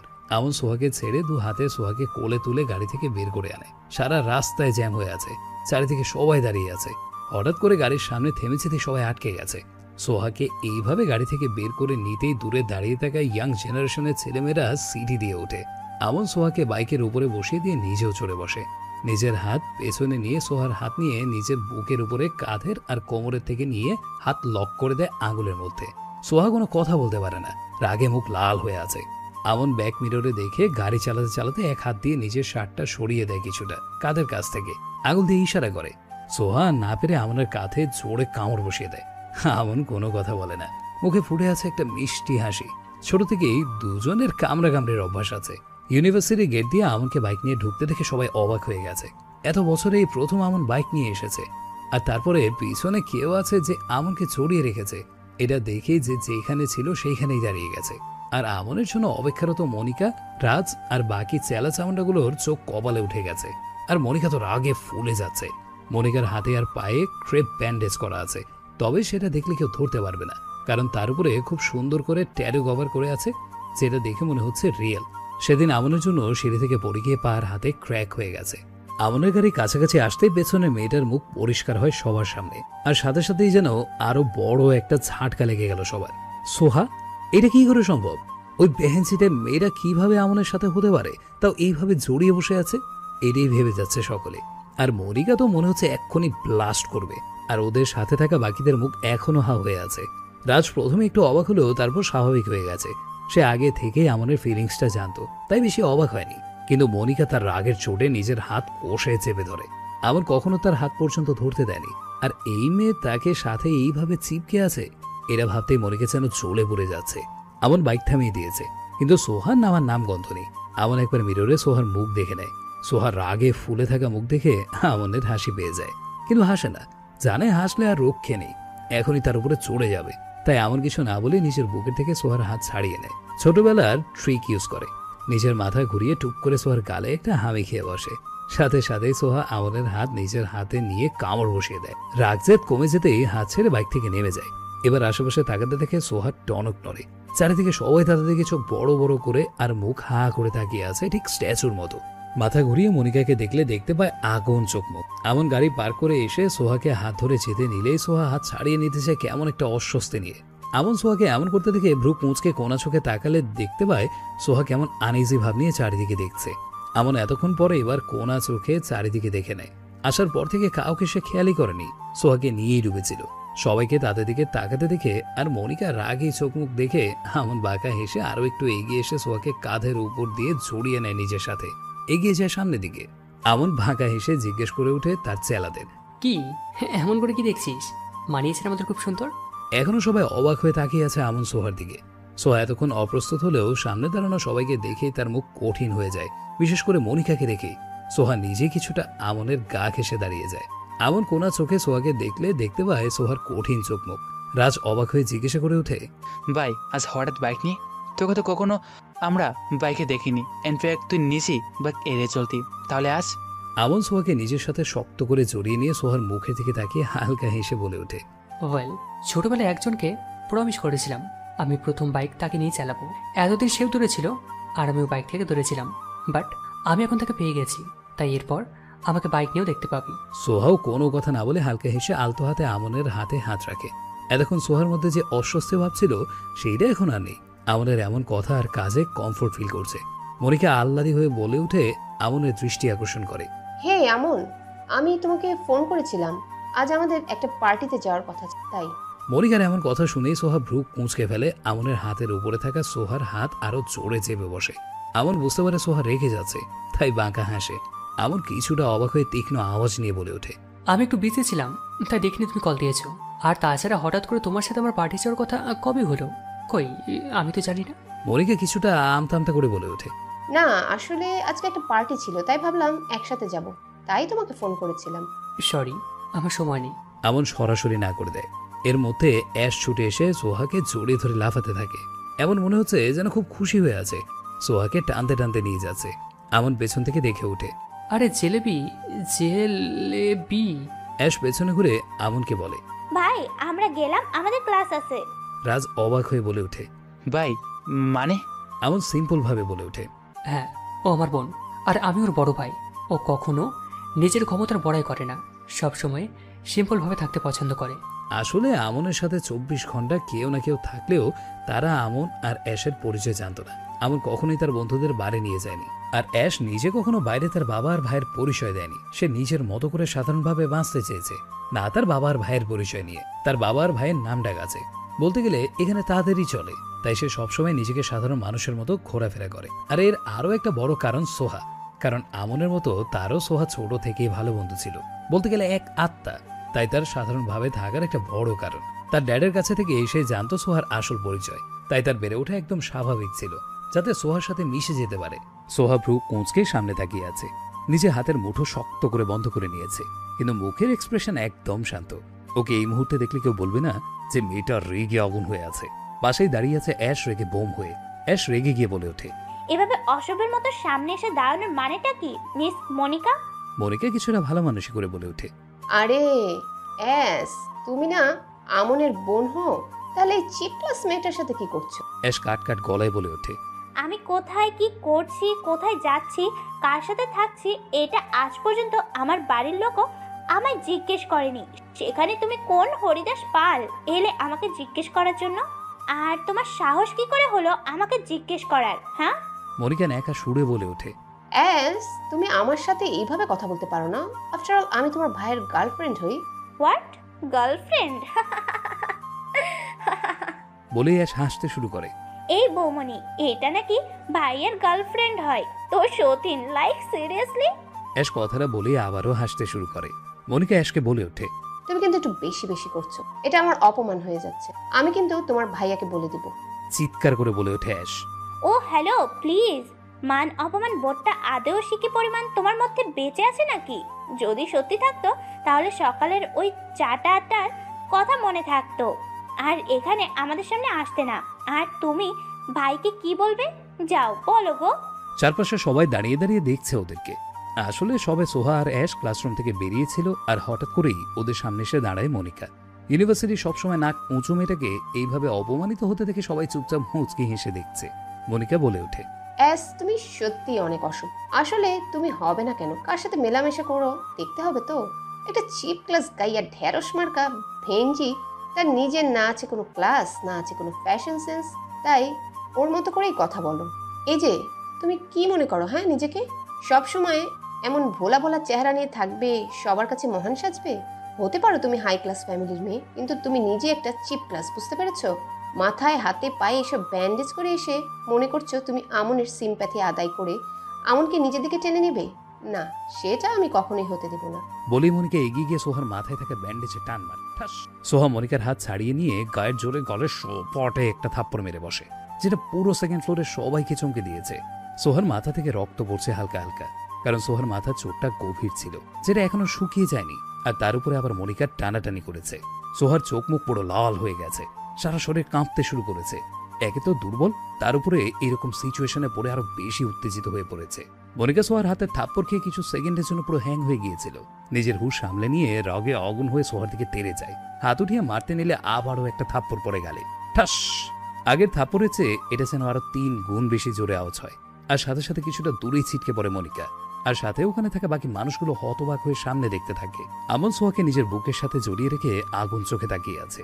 মনে হচ্ছে যেন সামনে পড়ে থাকা মনিকাকে এই আগুন দিয়েই জ্বালিয়ে ফেলবে। আমনই তখন সোহাকে মারতে আসা মনিকার হাত ঝাপটা দিয়ে নিজেই মনিকাকে থাপ্পড় দেয়। সোহা এখনো আমনের বুকে পড়ে আছে, ওর সমস্ত শরীর এখনো কাঁপছে। আমন মনিকার দিক থেকে নজর সরিয়ে মাথা নিচু করে 2 হাত দিয়ে সোহার মুখ তুলে ধরে। অস্থির কণ্ঠে বলে ওঠে আমন, জেলেবি, তুমি ঠিক আছো? এখন আমনের আর কোনো দিকে কোনো খেয়াল নেই। এখন তার একমাত্র ধ্যান জ্ঞান সবকিছুই সোহা হয়ে উঠেছে। সোহাকে এই অবস্থায় দেখে যেন আমন পাগল হয়ে উঠেছে। আমনের কথায় সোহা মাথা নাড়াতেই এমন কিছুটা শান্ত হয়, তবু ওর মাথা থেকে বেরোনো রক্ত দেখে যেন আরো বেশি জ্বলতে থাকে। মনিকা উঠে দাঁড়িয়ে আমনের পাগলামি নিজের চোখে দেখছে, সাথে দেখতে পাচ্ছে কতটা আকুলতা আর কতটা ভালোবাসায় জড়ানো। সবাই এতক্ষণ বিমোহিত হয়ে দৃশ্য দেখে যাচ্ছিল, তারা যেন কিছুটা অবাক, সাথে অনেকটা খুশিও মনিকাকে অপমানিত হতে দেখে। ওরা কখনোই মনিকাকে পছন্দ করেনি। মনিকা সব সময় নিজের অহংকার বজায় রাখত, তাদেরকে মানুষ বলে মনেই করতো না। আমন সোহাকে অ্যাশের কাছে ধরিয়ে দিয়ে মনিকা দিকে তেড়ে যায়। তোমার এত বড় সাহস কি করে হলো ওর দিকে হাত ওঠানোর? এর আগেও তুমি ওর গায়ে হাত উঠিয়েছিলে, আর তার পরিমাণ তুমি পেয়েছো। আর ড্যাড তোমাকে ওয়ার্নিং দিয়েছিল, তারপর সাহস কি করে হলো? মনিকা একা কান্না কাঁদতে কাঁদতে বলে ওঠে, আমন, তুমি আমার সাথে এমন করতে পারো না। এই সামান্য মেয়েটার জন্য এতটা খারাপ ব্যবহার তুমি করতে পারো না। আমন সোহাকে এক হাতে নিজের বুকের উপরে জড়িয়ে নিয়ে চিৎকার করে বলে ওঠে, অফকোর্স করতে পারি, ওর জন্য আমি সবকিছু করতে পারি, কারো জানো পর্যন্ত নিয়ে নিতে পারি। ও আমার সবকিছু, আন্ডারস্ট্যান্ড? আমন চিৎকার করে সবাইকে বলে ওঠে, আশা করি এই কথাটা মাথায় রাখবে সারা জীবন, এটাই তোমার জন্য মঙ্গল। আর এখানে সবার জন্য। আমন চৌধুরী জানের দিকে যে হাত বাড়ানোর চেষ্টা করবে সে নিজের পায়ে দাঁড়ানোর মতো থাকবে না, সেটা মাথায় রেখো। তারপরেই ওর দিকে হাত বাড়ানোর সাহস করবে। আমন মনিকার দিকে আঙুল তুলে বলে ওঠে, আর হ্যাঁ, ও কোনো অর্ডিনারি মেয়ে না তোমার মতো। তুমি যে বাবার টাকাটা তো অহংকার দেখাও না, সেই বাবার সবকিছু 10 বার কিনতে পারবে আর বেচেও দিতে পারবে।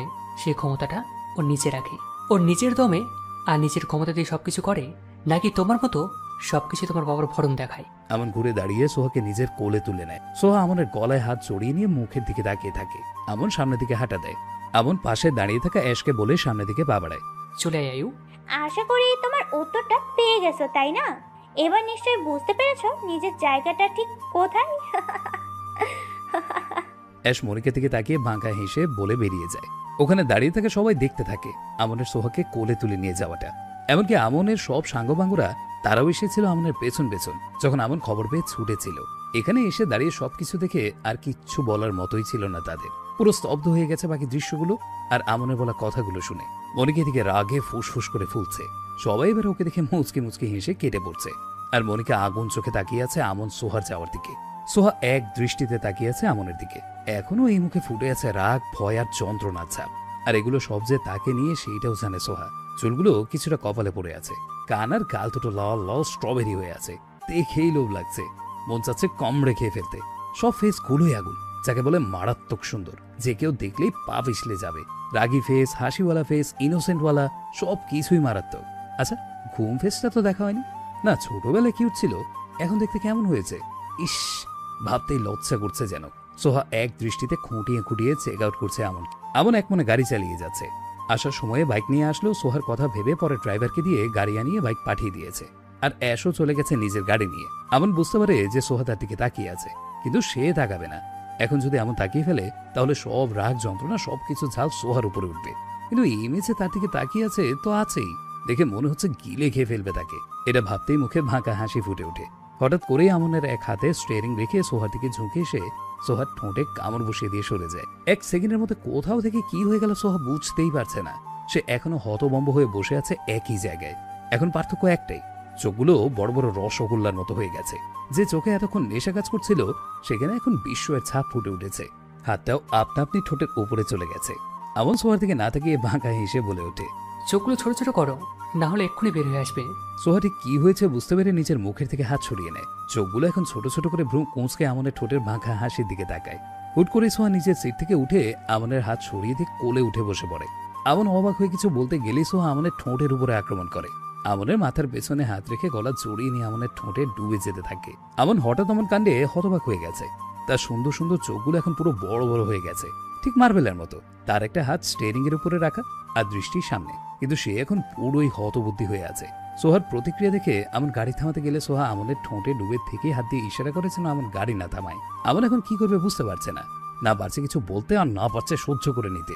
আমন সামনে থেকে চোখ সরিয়ে নিয়ে সোহার চোখের দিকে তাকাতেই চোখ টিপ দিয়ে ঠোঁটে কামড় বসাতে থাকে।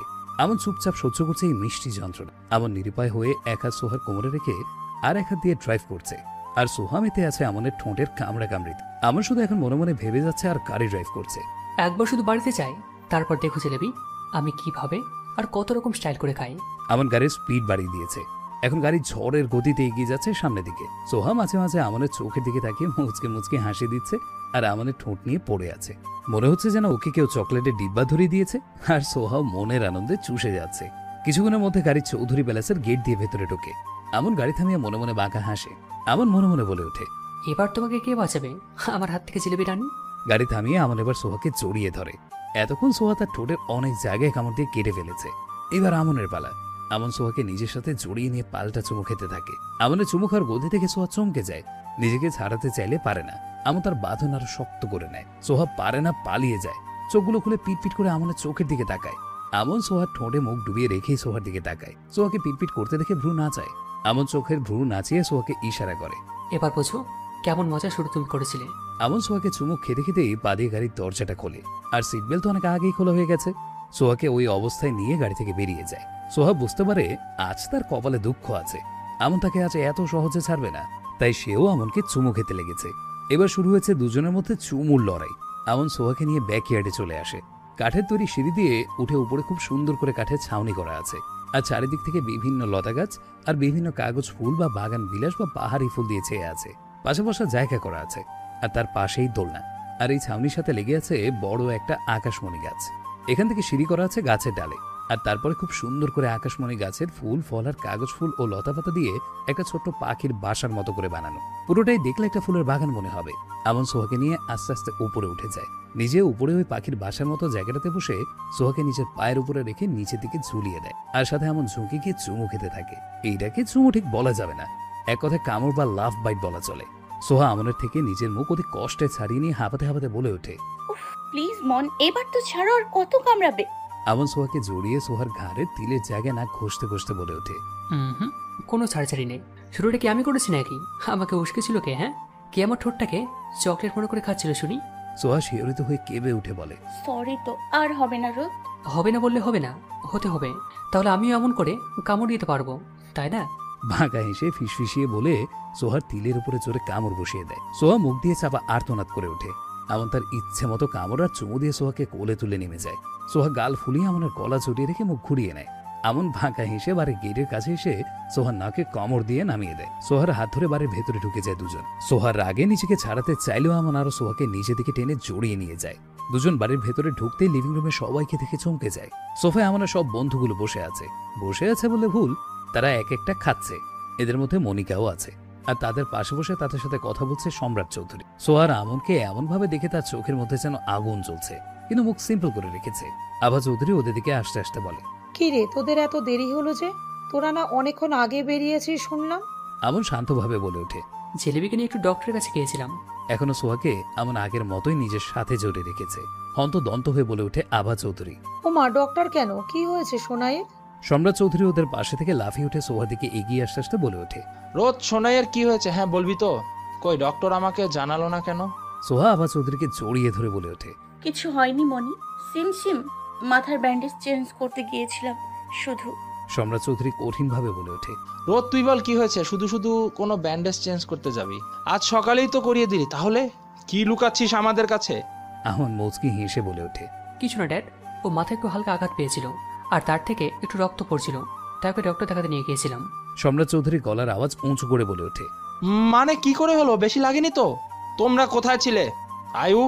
আয়ু কোথায় ছিলে? তোমাদের সোনাইকে দেখে রাখতে বলেছিলাম না? তাহলে ও আবার মাথায় কিভাবে আঘাত পেল? আমন তার ড্যাডকে এমন করতে দেখে মুচকে মুচকে হাসছে, আর অ্যাশ চুপচাপ দাঁড়িয়ে দাঁত দিয়ে নখ কাটছে। তারা দুজনেই জানে তাদের মম ড্যাড সোহাকে কতটা ভালোবাসে, আর যদি জানতে পারে যে এটা মনিকা করেছে তাহলে না জানি কি করে বসে। সোহা তার মনি আর সিমসিমকে একসাথে জড়িয়ে ধরে। সোহা বাচ্চাদের মতো করে বলে ওঠে, দেখো সিমসিম, আমি একদম ঠিক আছি, সামান্য চোট পেয়েছি তো, ওদের কোনো দোষ নেই। সোহা সব প্রশ্ন থেকে বাঁচতে বাচ্চাদের মতো করে বলে ওঠে, মনি খিদে পেয়েছে তো। আহারে, আমার মাটার খিদে পেয়েছে আর আমি দাঁড়িয়ে আছি? আয়ু, যা ওকে সাবধানে রুমে নিয়ে যা, ফ্রেশ হয়ে চলে আয়, আমি খাবার দিচ্ছি। আভা চৌধুরী তাড়াতাড়ি করে বলে। এতক্ষণ ওখানে থাকা বাকিরা তাদের খাওয়া ভুলে গিয়ে এই দৃশ্যই দেখছিল। আমনের ড্যাড ওদেরকে এখানে আসার জন্য বলেছে, তাই সবাই এখানে আসার অনুমতি পেয়েছে। তারা সবাই দেখছিল আমনের কড়া রাগী ড্যাডকে, আর তার সাথে মমকেও। এতক্ষণ তারা এসেছে, অথচ তাদের সাথে তেমন কথা হয়নি। আর সোহার সামান্য ডক্টর দেখানো নিয়ে কি তুমুল ঝড় তুলেছিল দুজন। কতটা ভালোবাসে যে নিজের ছেলে মেয়েকেও বকে যাচ্ছে। আর মনিকা তো রেগে অগুন হয়ে যাচ্ছে এইসব দেখে। তার এইসব আদিক্ষেতা মনে হচ্ছে। সে এসে আমনের মায়ের সাথে কথা বলার চেষ্টা করেছিল, যাতে আমনের মাকে হাত করে নিতে পারে, কিন্তু সে ঘুরে বালি। আমনের মা ওদের সাথে তেমন কথাই বলেনি। আর এখন সোহার সামান্য লাগাতে যেন আদিক্ষেতা শুরু করে দিয়েছিলেন। এটা ভেবেই যেন রাগে মনিকার মাথা ফেটে যাচ্ছে।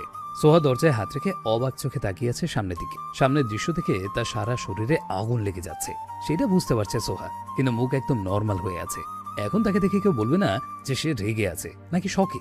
ছোট থেকে মার খেতে খেতে এই গুণটা রপ্ত করেছে নিজের মধ্যে। রুমের ভেতরে আমন আদুলকায় দাঁড়িয়ে আছে, আর তাকে লেপটে আছে মনিকা। মনিকার পরনের শার্টের বাটন প্রায় সব খোলা বললেই চলে।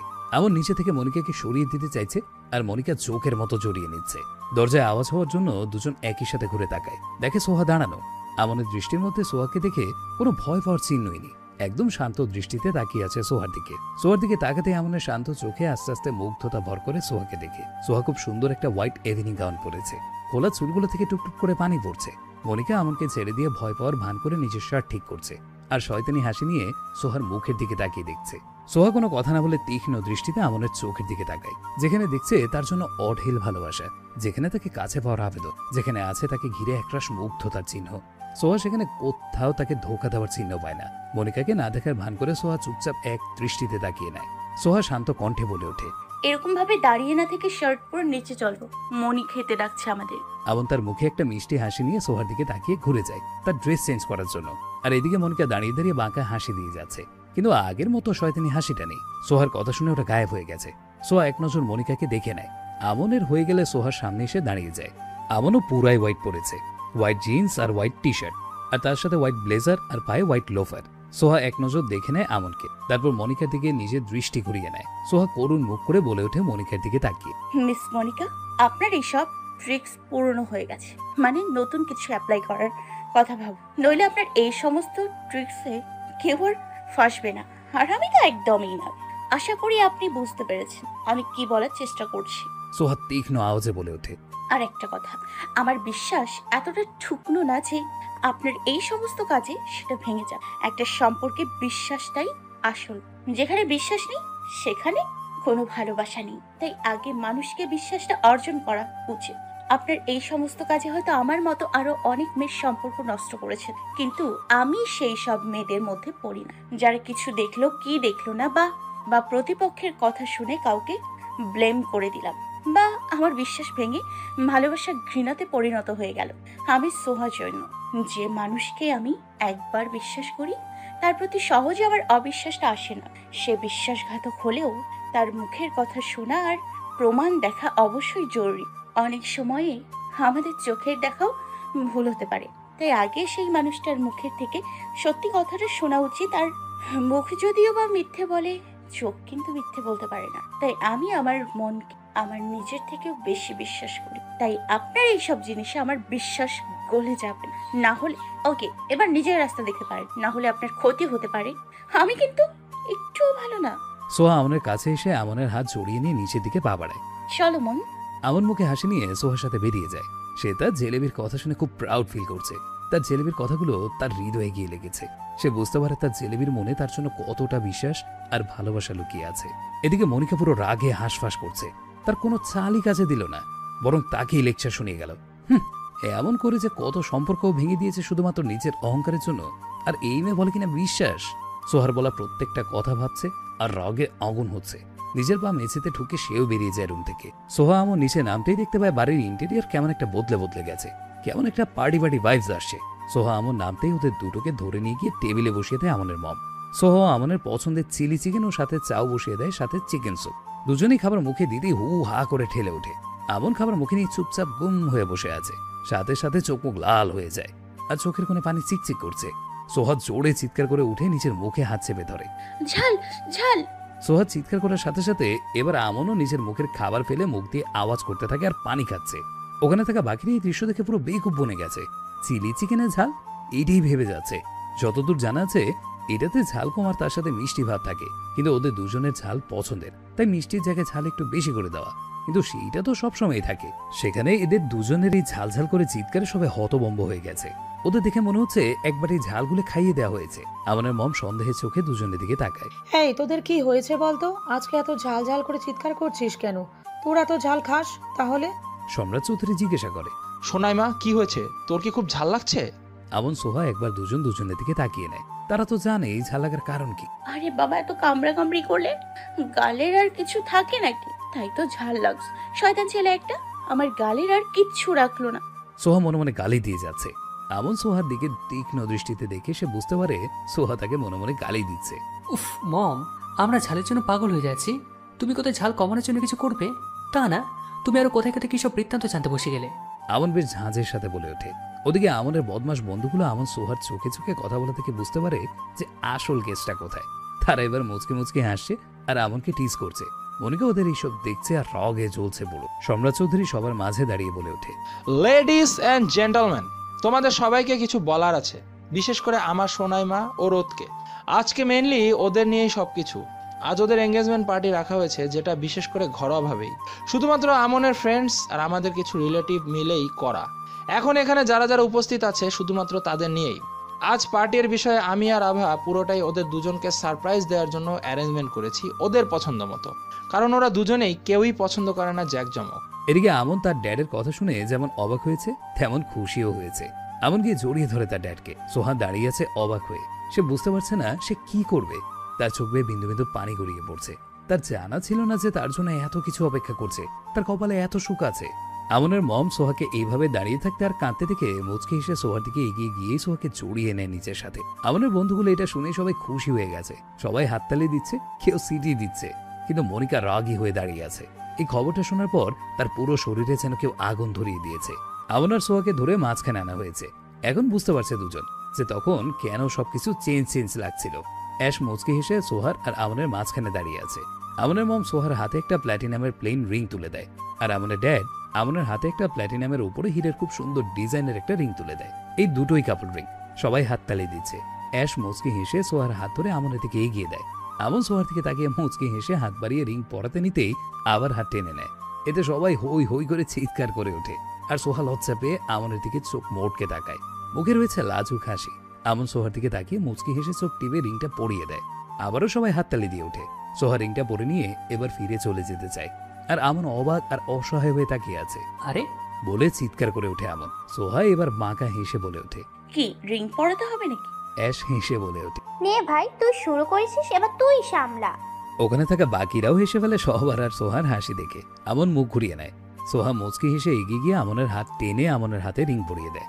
সাথে সাথে দুজনের মুখে ফুটে ওঠে মিষ্টি হাসি।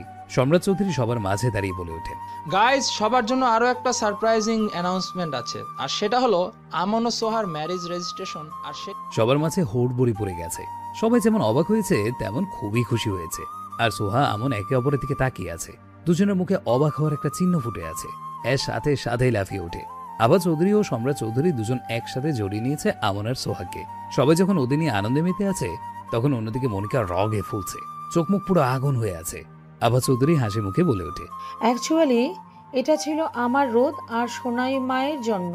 ওরা দুজনেই কেউ পছন্দ করে না লোক দেখানো বিয়ে। ওরা মনে করে যে টাকা খরচ করে পাখিদের খাওয়ানো হবে, সেটা পুরোটাই গরিব অনাথ বাচ্চা বা পথ শিশুদের খাওয়ানো হলে ভালো, বরং তারা একদিন তৃপ্তি ভরে খেতে পারবে। কিন্তু রিলেটিভদের খাওয়ানো মানেই নিজের নিন্দা করানো। তাই ওদের জন্য এই সিম্পলভাবে একটা আয়োজন আমার আর ওর ড্যাডের থেকে। সবাই মিলে একসাথে আমন আর সোহাকে চারিদিক থেকে ঘিরে রেখেছে। আমন সোহা পাশাপাশি বসে আছে। দুজন দুজনের দিকে তাকিয়ে মাঝে মাঝে হেসে উঠছে। তাদের দুজনের পাশে বসে আছে আভা চৌধুরী ও সম্রাট চৌধুরী, আর ওদের মাঝখানে পেছন থেকে ওদের জড়িয়ে রেখেছে অ্যাশ। সামনে উকিল সাহেব বসে সমস্ত পেপারস রেডি করছে। ওদের থেকে কিছুটা দূরে দাঁড়িয়ে প্রাণঘাতী দৃষ্টি নিয়ে তাকিয়ে আছে মনিকা। চোখে মুখে দেখলে মনে হবে এখনই মেরে ফেলবে। অফিসার সমস্ত পেপারসে গিয়ে দিতে আমন এক দৃষ্টিতে সোহার দিকে তাকায়। সোহার চোখে চোখ রেখেই মুচকি হেসে মাথা নাড়ে। সোহাও আমনের দিকে তাকিয়ে মিষ্টি হেসে মাথা নাড়িয়ে দেয়। আমন সাইন করতেই এবার সোহার দিকে এগিয়ে দেয়। সোহা একবার সামনে রাখা পেপারসের দিকে তাকায়। চোখ ভর্তি পানি ভরে গেছে। পেছন থেকে অ্যাশ আর পাশে থেকে আমনের মম সোহাকে জড়িয়ে ধরে। আমনের মম সোহার কপালে একটা চুমু খায়। সোহা এবার আমনের দিকে তাকাতে আমন সোহার হাতে হাত রেখে চেপে ধরে।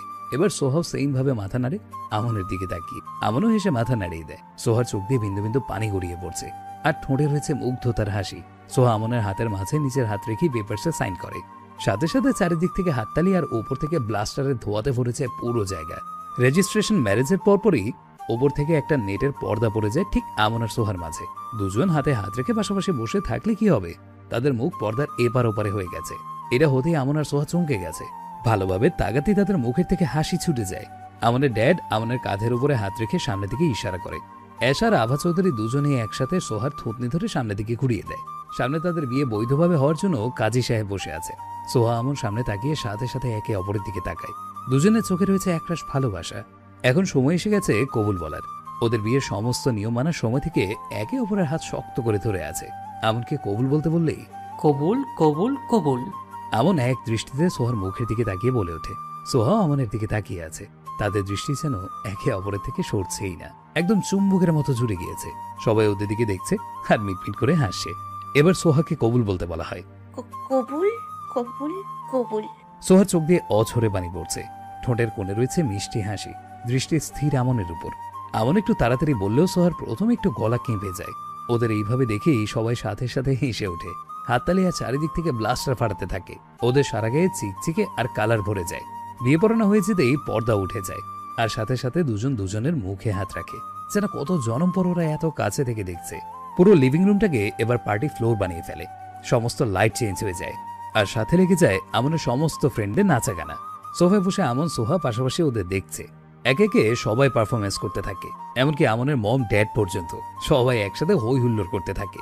আমন এক দৃষ্টিতে সোহাকে দেখছে। সোহা নজর সামনের দিকে, মাঝে মাঝে আমনের দিকে তাকিয়ে কি ইশারা করতে আমন মুচকি এসে মাথা নেড়ে কিছু না বলে। সবাই পারফরমেন্স করার পরই এবার অ্যাশ ছুটে এসে আমনকে টেনে তোলে। সবার রিকোয়েস্ট শুনে আমন সোহার দিকে তাকায়। সোহাও মুচকি এসে মাথা নেড়ে দেয়। আমন লিভিং রুম